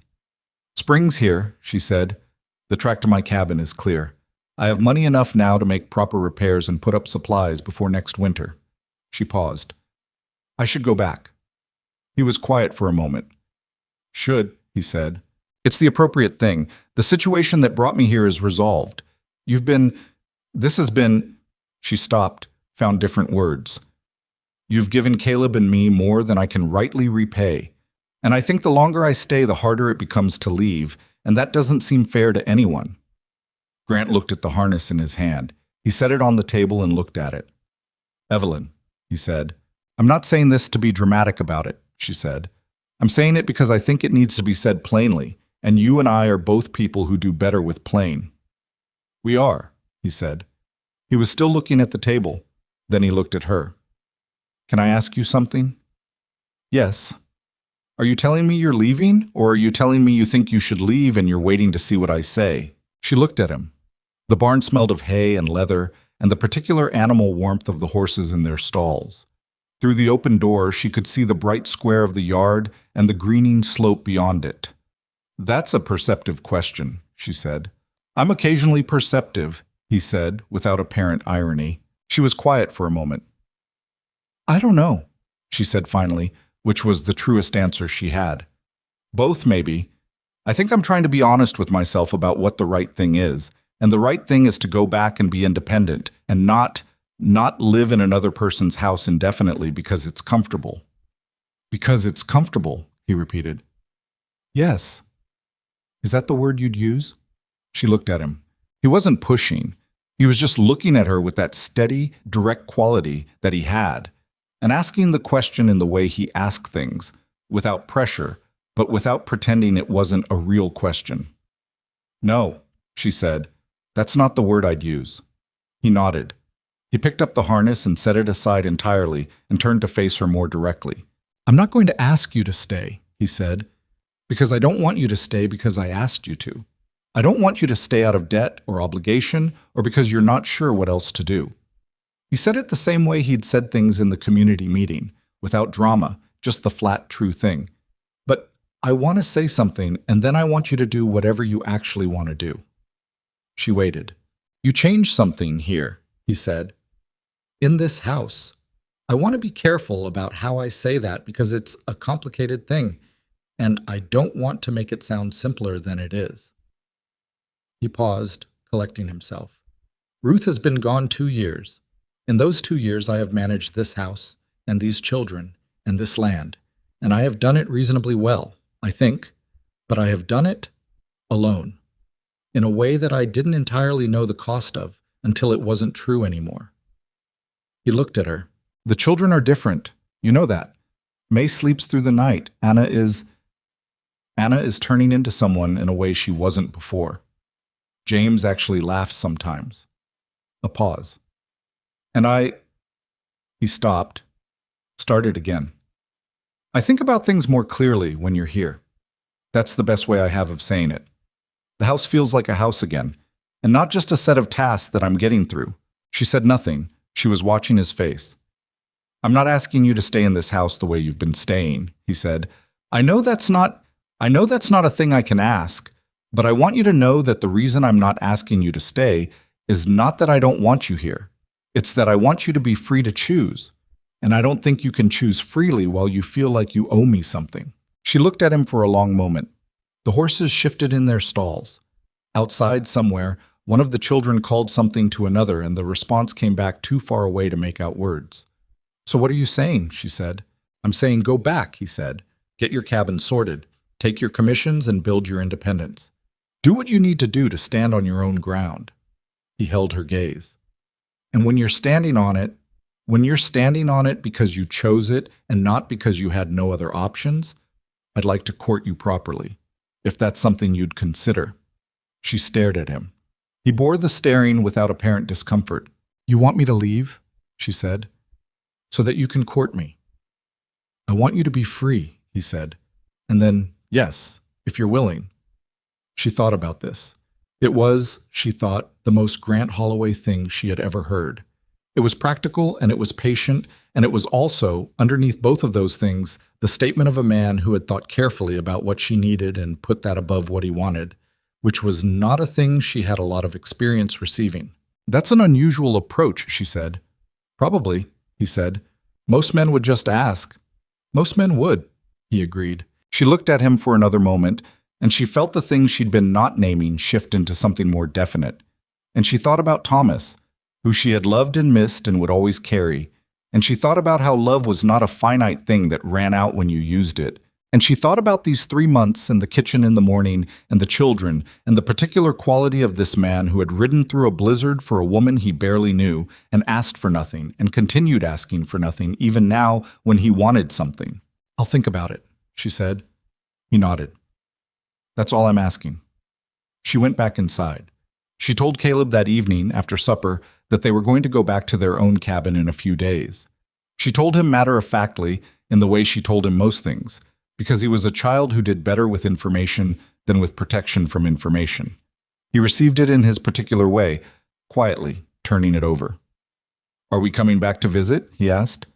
I expect so, she said. James said he'd teach me to fish when the creek thaws.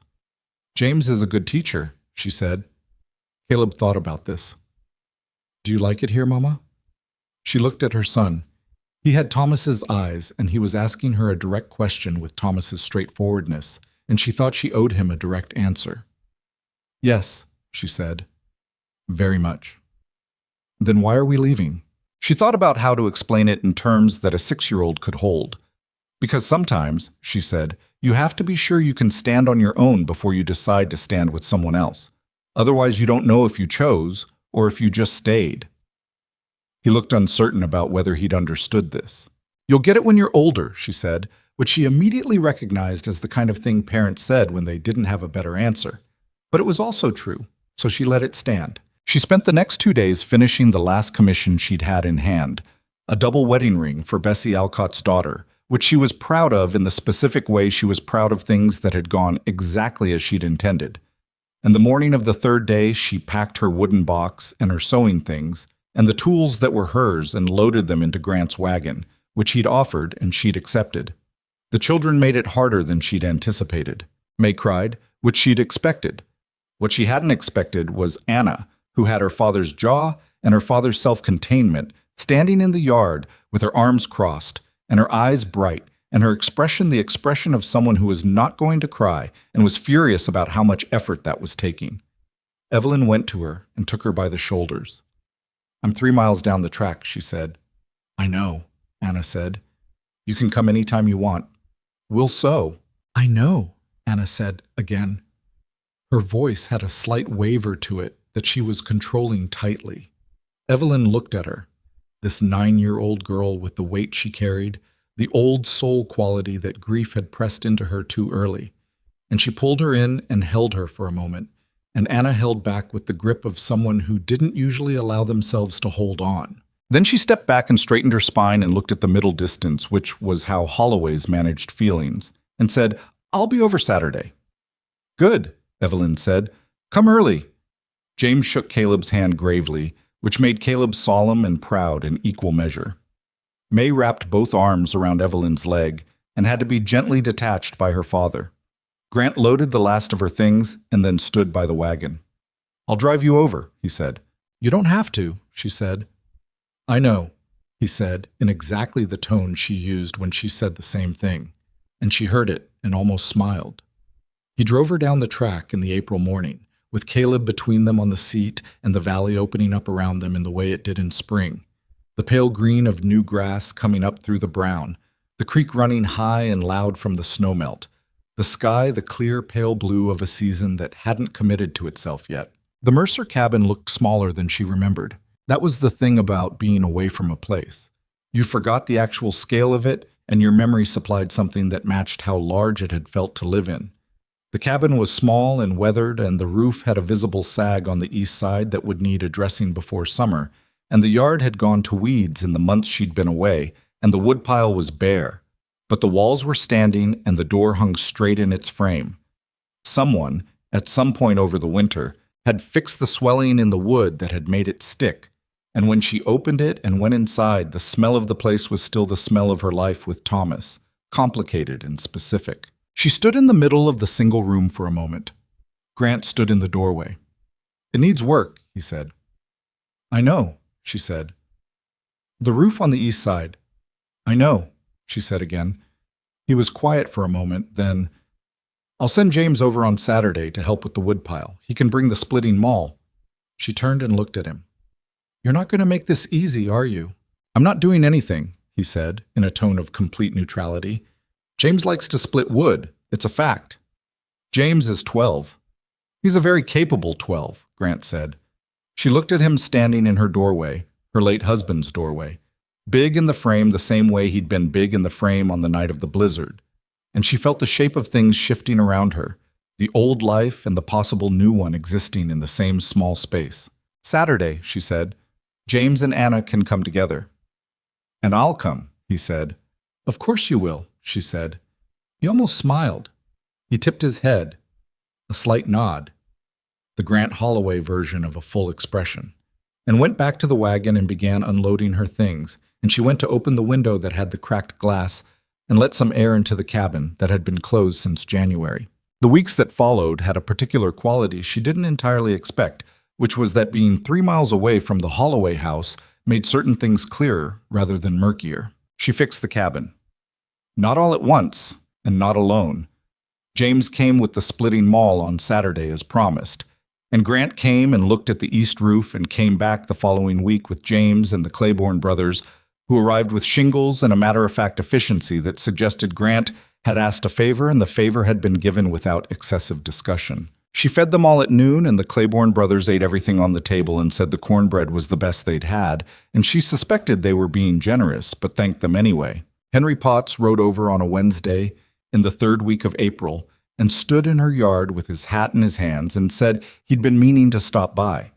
She watched him work up to what he'd actually come to say, which took about 10 minutes of conversation about the spring weather and the state of the eastern road. "I should have checked on you," he said finally, "last winter. Before it got... I knew you were down here alone and I didn't check." She looked at him.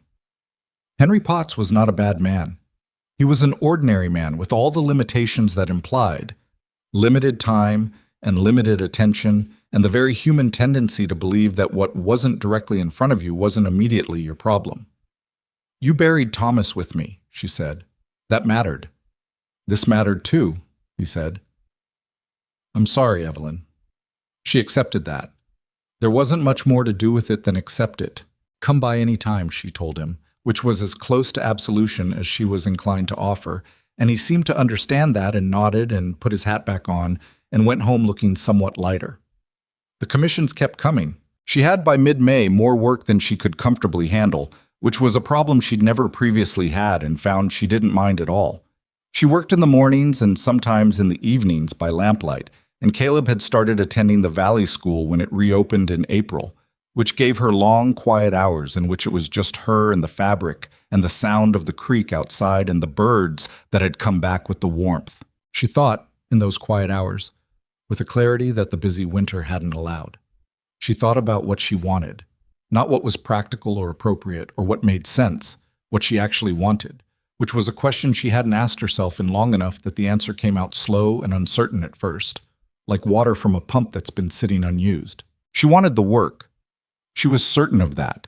The quilting, the commissions, the particular satisfaction of making something complete and good, and handing it to someone who would use it and value it.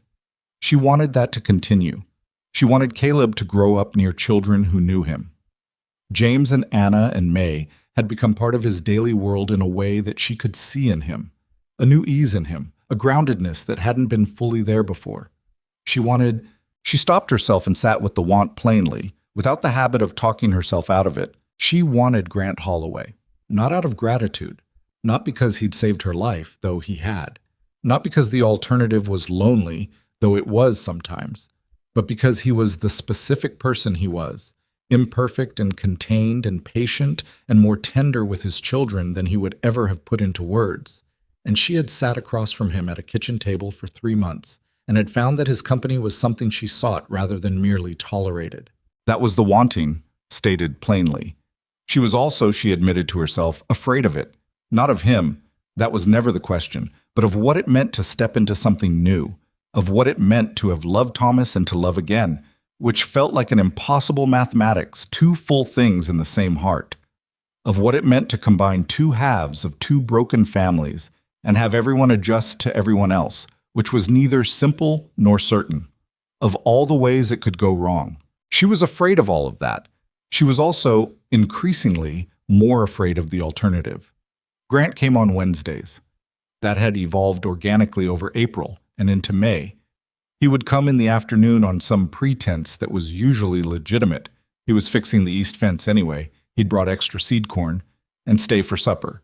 And after supper they would sit on the porch if the evening was warm enough, or at the kitchen table if it wasn't, and they would talk. They talked in a way she hadn't talked with anyone in a long time, about the land and what it asked of people, about their children, specifically, and with real attention. Not the general, the children are fine, that served as conversation filler, but the actual texture of James's interior life and what it might need, and whether May's nighttime crying had stopped because she was better or because she'd stopped expecting a response. About their dead spouses, sometimes, carefully, with the particular care of 2 people who understood that the past wasn't something you replaced, but something you carried, and eventually learned to set down for a while without putting down permanently. One Wednesday in mid-May, she told him about the first year of her marriage, not the general outline, but the specific texture of it, the way she and Thomas had argued constantly in the first months because they were both stubborn and hadn't yet learned each other's language, and the specific argument they'd had about the woodpile in their first winter, which now struck her as so painfully relevant she didn't know whether to laugh or cry. So she did a small amount of both, and then felt embarrassed about it. Grant didn't make a thing of the crying. He just waited, and then he told her about the first year of his marriage, which had apparently also included a spectacular argument about a woodpile, and she laughed for real at that. "Woodpiles," she said. "They're surprisingly contentious," he said. "Thomas was sure he knew the right way to stack it, and he didn't," she said. "He stacked it the wrong way for 3 years before he admitted I'd been right the whole time." "Ruth never admitted I was right about anything," Grant said. "She was wrong sometimes, but she'd rather—" He stopped, smiled, the slow kind. "She'd rather renegotiate the definition of wrong than admit it." "Smart woman," Evelyn said. "The smartest," he said. She looked at him. He was looking at the middle distance, not sad exactly, but in the present and past way he sometimes had, the way they both sometimes had. "You miss her," she said. "Yes," he said. "I do." "So do I," she said. "Thomas, I mean." He looked at her. "I don't think that's a problem," she said carefully. "I used to think it might be. I used to think, if I felt something new, it would mean the old thing was less real. But that's not how it works." "No," he said, in a voice that meant he'd thought about this too. "It's not." They sat with that for a moment, the plain fact of it between them. Not comfortable exactly, but honest, which was better than comfortable in the long run. "Evelyn," he said. "I know," she said. He looked at her. "I know what you're going to ask," she said, "and I don't have an answer yet, but I want you to know that the reason I don't have an answer yet isn't that it's no." She paused. "It's that I want to be sure it's yes, not maybe yes or gratitude yes or convenient yes, actual yes." He was quiet for a moment. "That's fair," he said. "It might take a little more time." "I've got time," he said. And from him she knew that was not a platitude. He was a patient man, not passively patient, not the patience of someone waiting because they had no other option, but the patience of a man who understood that the right thing done at the wrong speed was still the wrong thing. She looked at him in the last light of the May evening, on the porch of the cabin that she had made habitable again with her own hands and her own money, and she felt, under all the complexity and the history and the grief and the uncertainty, a quiet, stubborn, inconvenient hope. Not happiness, not yet, or not fully, but the shape of something that might become it. The creek was loud tonight, still running high from the snowmelt. The hills were green in a way they hadn't been since October. Caleb's voice came from inside the cabin where he was supposed to be getting ready for bed, and very clearly wasn't. "I should go in," she said. "I'll see you Saturday," he said. "Anna wants to start a new pattern." "She's getting fast," Evelyn said. "She said you told her she would," Grant said. "I told her it takes so long you forget you're getting faster," she said. "Then one day you realize your hands know where to go." He nodded. He stood and picked up his hat from the step where he'd set it. "That's true of other things too," he said. "Not just sewing." She looked at him. He held her gaze for a moment, steady, unhurried, with the patience that was one of the most specific things about him, and then he stepped off the porch and walked to his horse and rode back up the track toward the ridge. She sat on the porch until the sound of the hoofbeats faded. Then she went inside to deal with Caleb, who had gotten distracted by something and was sitting on his bed with his boots still on, and she told him to take them off and wash his face, and he did both with the moderate compliance of a child who knew the difference between a real argument and a routine one. She tucked him in and sat on the edge of his bed for a moment. "Mama," he said. "What?" "I like Wednesdays," he said. She looked at her son. "Me too," she said.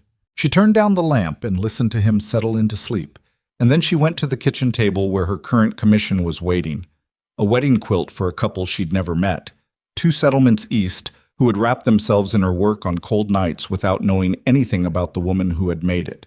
And she picked up her needle and began to sew. Her hands knew where to go. They had known for years.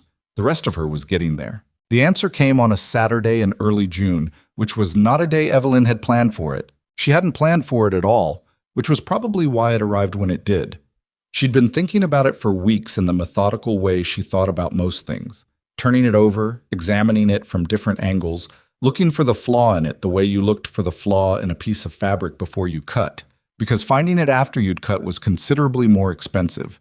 She'd been so busy examining it that she hadn't noticed the examination was finished. Anna had come that morning with her father, as she usually did on Saturdays now, carrying her sewing basket, and with her hair in the 2 braids that she did herself, because she'd decided at some point that she was old enough to manage her own hair and had stuck to that position with characteristic firmness. James had stayed home with the younger ones, which he did sometimes without apparent resentment. He had a gift for managing May that even Grant occasionally seemed grateful for.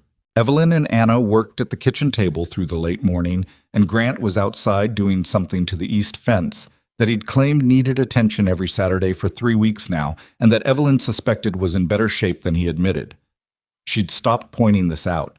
They were deep in a flying geese pattern, Anna's 3rd attempt, this one going considerably better than the first 2, when Anna said without looking up from her needle, "Are you going to marry my father?"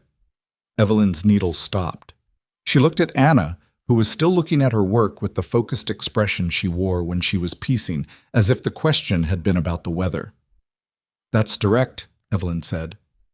"You say direct is better," Anna said. "I do say that," Evelyn agreed. Anna pulled her thread through. "May thinks you already live with us. I told her you don't, but she still thinks it." A pause. "James doesn't say what he thinks, but he's different since you came. He's less..." She searched for the word. "Less like he's holding something heavy all the time." Evelyn set down her own work. "Anna," she said. The girl finally looked up. "How do you feel about it?" Evelyn said. "Not May, not James, you." Anna looked at her with the old soul directness she'd had since the first week, the quality that made her seem like she was assessing something important and had no patience for answers that weren't honest. "I think my mother would have liked you," she said. "I think she would have been glad there was someone here who knows about sewing and who doesn't lie to us about things being fine when they're not fine." She paused. "I miss her every day. That doesn't go away." "You said it doesn't go away." "It doesn't," Evelyn said. "But I don't think missing her means nothing else can happen," Anna said. She said it with the particular authority of a 9-year-old who has worked something out and is confident in the working. I think she'd say, "Get on with it." She was practical. Evelyn looked at this child, Ruth's child, in so many visible ways and also entirely her own person, and felt something move in her chest that was specific and complicated and real. She sounds like she was, Evelyn said. She was, Anna said, and went back to her sewing. Grant came in at noon. He came in the way he always came in from outside, scraping his boots at the door, hanging his hat on the peg, washing his hands at the basin before sitting, and the ordinariness of it was the thing that got her, finally. The plain dailiness of it, the way it had stopped being remarkable and started being simply the way things looked when they were right. He sat down across from her at the kitchen table while Anna carried the dishes to the basin, and he looked at the quilt top she'd been working on, and then at her face, and something in her face made him look again more carefully. "What is it?" he said. She had not prepared a speech. She had, in the previous weeks, composed several things she might say in her head, and all of them had seemed either too formal or too small for the actual weight of what she was deciding, and she'd discarded them all. So she said the plain thing, which was what she always did when she'd run out of better options. "Yes," she said. He looked at her. "You asked me weeks ago, and I said I needed time," she said. "I've had time. The answer is yes." The kitchen was very quiet. Anna had stopped moving at the basin. Outside, a bird was doing something loud and cheerful in the yard that seemed slightly excessive given the moment. Grant looked at her for a long moment, that steady, unhurried look that she'd come to understand was not distance, but the opposite of it, the look of a man who was paying more attention than he showed. "You're sure?" he said. "I'm not sure of anything," she said. "I don't think you can be sure of something like this. I think you can just decide that it's what you want and that you're willing to do the work of it." She paused. "I want it. I'm willing to do the work." He reached across the table and covered her hand with his.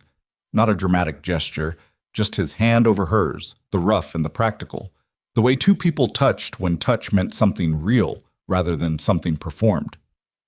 "Me too," he said. Anna, at the basin, made a sound that was officially the sound of someone who had not been listening. Evelyn looked at her. Anna was looking at the ceiling with an expression of transparent innocence. "You knew," Evelyn said. "I asked her this morning," Anna said, to the ceiling. Grant looked at his daughter. "You asked her." "Someone had to," Anna said. Grant looked at Evelyn.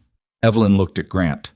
Something passed between them that was not quite laughter but was pointed in the same direction, and she thought that this was probably what the actual texture of it looked like.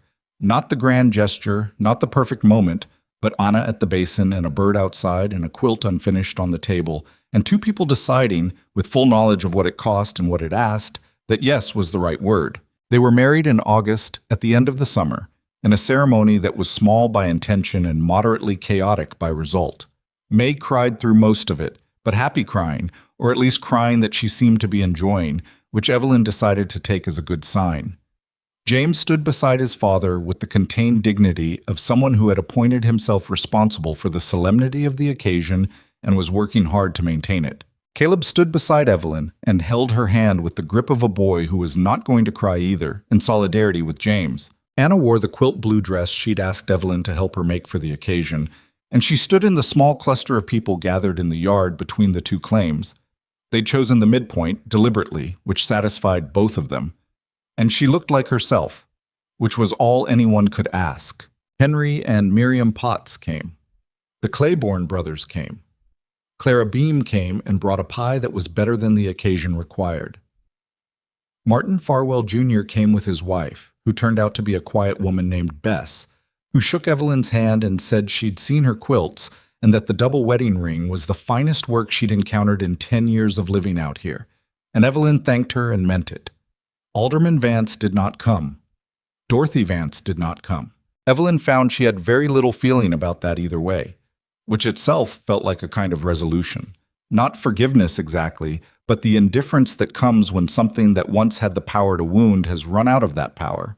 They moved Evelyn and Caleb's things to the Holloway house in the first week of September, and they put the Mercer cabin in order, and Grant filed the paperwork to keep the claim, because the land was Evelyn's and would remain Evelyn's, and when she'd said he didn't need to manage that, he'd said he knew he didn't need to, and that was the end of that conversation. The blended life of it was harder than either of them would have admitted publicly, and more manageable than either of them had feared privately, which is probably the honest accounting of most family arrangements.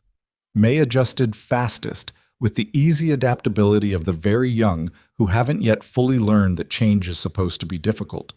Caleb and James had been working out their own understanding since January and continued doing so, with the occasional disagreement and the general solidarity of two boys who had decided they were on the same side.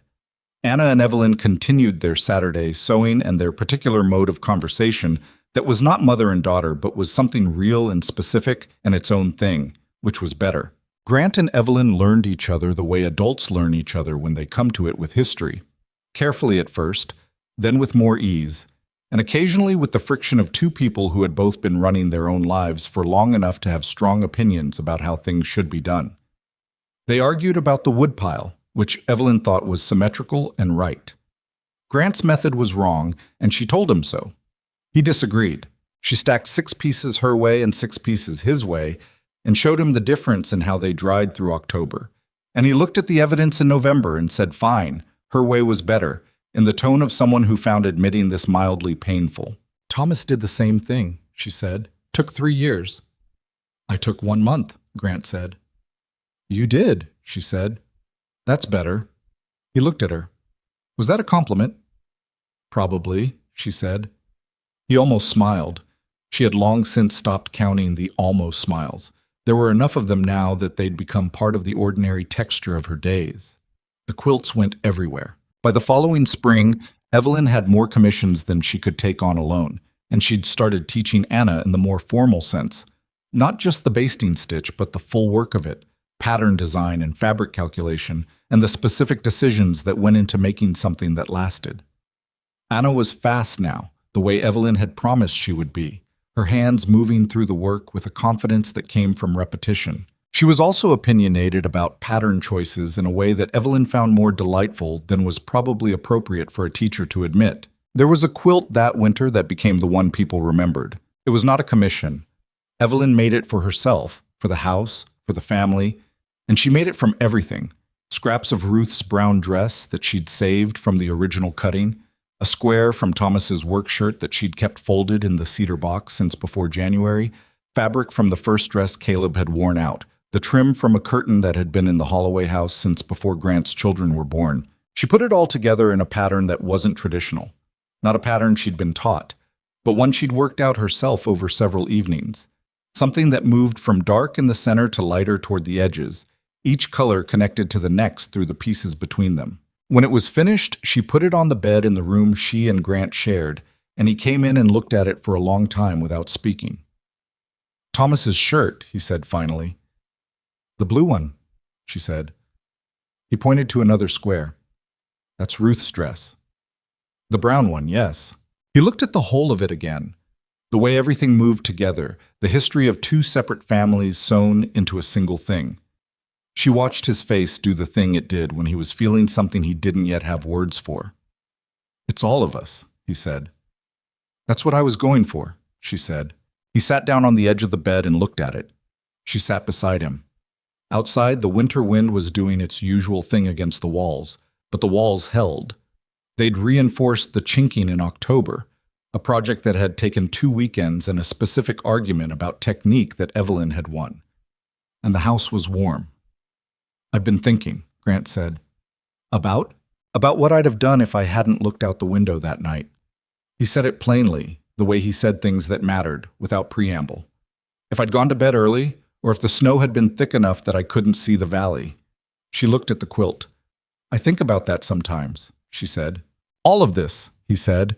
This whole, he gestured imprecisely at the room and by extension the house, and by extension whatever they had built. It was one thing, me noticing one thing. And doing something about it, she said. That's the part that was actually a choice, he said. Noticing wasn't a choice, but going, that was a choice. She thought about that, about the chain of things that a single choice set in motion, not in the tidy causal way of stories where each event follows logically from the last, but in the actual messy way of life, where a choice opens a door and on the other side of that door are 100 things you never could have predicted, and some of them are hard, and some are good, and some are both at once. I've thought about the people who didn't come, she said. Not with bitterness anymore, I don't think, but I think about it. She paused, working out what she meant. I think most of them meant well. I think most people mean well, and then life gets busy, and the cold is real, and the distance is real, and it's easier to assume someone else is handling it. Yes, Grant said. The problem with that, she said, is that everyone is assuming someone else is handling it, and then nobody is. He was quiet for a moment. That's why you said what you said at the meeting, he said. Not to shame them. No, she said. I said it so they'd see it. So the next time, when there's a next widow or a next blizzard or a next cold chimney, somebody might remember, might actually look. She didn't know if it had worked. She couldn't know that. She knew that Henry Potts had ridden over to check on the Garrity widow the previous December, and she knew that Clara Beam had organized a loose arrangement of who would check on whom when weather turned serious, and she knew that 3 families had reinforced the insulation on their neighbors' cabins before last winter. Small things. Ordinary things. The kind of thing that didn't make a story, but made a winter survivable. Maybe that was enough. Maybe that was more than enough. She had come to believe over this year of her life that most of the things that mattered didn't look like much from the outside. A man standing at a window at the right moment, a child asking an honest question at the kitchen table, a woman deciding that yes was the true thing after all. These were not the events that got recorded or remembered in any formal sense. They were just the turning points in ordinary lives, visible only to the people inside them. But that didn't make them small. It made them the actual substance of things. James turned 13 in January and got his father's height all at once, as if the year had decided to deliver it in a single installment. He and Caleb had by this point developed the particular easy shorthand of brothers without having had to negotiate the term, and Caleb followed him around with an admiration that James bore with tolerant affection. May had stopped crying at night. She still talked about her mother, which Evelyn thought was right and good, and said so when it came up, and sometimes she asked Evelyn to tell her about quilts, in a way that suggested she was asking about more than quilts. And Evelyn would sit with her and show her the squares in whatever she was working on, and tell her where each piece of fabric had come from. This piece was your mama's shawl, she said once to May, who was 5 going on 6 and had her mother's eyes and her father's stubbornness. May touched it. The green one? Yes, it was her favorite color. May thought about this with the seriousness she brought to most things. My favorite color is yellow, she said. I know, Evelyn said. We'll put yellow in the next one. May accepted this and moved on to asking about something else entirely, because she was 5 and attention was not a finite resource she had to ration. But Evelyn sat a moment longer and looked at the piece of green wool in the quilt she was making and thought about how things persisted. Not the people themselves, but the texture of them, the color they'd chosen. The stitch they'd practiced on an apron they were embarrassed of persisted into new hands and new stories and new children who would never know the origin but would carry the thread of it forward anyway. That was what a quilt was, she thought, not just warm, not just useful. A record of the fact that someone had sat with their hands and their attention and made something out of scraps that would otherwise have been nothing, and given it to another person to sleep under. The whole history of ordinary care, stitched into cloth and handed down. She thought Thomas would have understood that. She thought Ruth would have too. What she knew for certain was that she herself understood it now in a way she hadn't before the blizzard, before the cold cabin, before the night she'd sat on the floor with her child and made her practical plans for the worst. She understood it because she had been at the bottom of things and had found that the bottom was not, as she had feared, the end. It was just the place where you found out what you were still holding. She had been holding her son, her needles, the small wooden box. Everything else she'd built back from there. On a night in February of their second winter together, a blizzard came in from the northwest. Not as bad as the one 2 years before, but bad enough that the valley went white and the lower track disappeared under drifts, and the temperature dropped 20 degrees in an afternoon. Grant stood at the window. She came and stood beside him, and they looked out at the white chaos together, and after a moment he said, I'm going to check on the Garrity place in the morning, before the track gets any worse. I'll have breakfast ready when you get back, she said. He nodded. He put his arm around her, which he did sometimes in the evenings when the house was quiet and the children were settled, and she leaned into him the way she'd learned to lean into things she'd decided to trust. They stood at the window together and looked at the storm. Below them, in the valley, the chimneys of the other cabins were all smoking. Every one of them. She went through them the way he probably did without knowing that she did it. The Potts cabin, the Claibornes, the Garrity's, Farwell's. Each one with its column of smoke rising into the dark, each one meaning fire and warmth and someone still tending the thing that kept them alive. She looked at all of them. Every chimney, accounted for. All smoking, she said. All smoking, he said.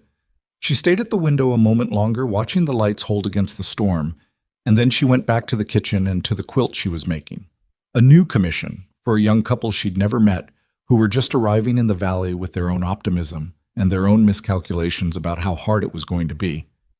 And she picked up her needle and went back to work. Her hands knew where to go. They always did now. Outside, the snow kept falling. Inside, the fire held. And the house, solid and warm and imperfect, and theirs, held everything in it against the long dark of a frontier winter. The way houses do when the people inside them have decided, against all reasonable odds, to hold on to each other.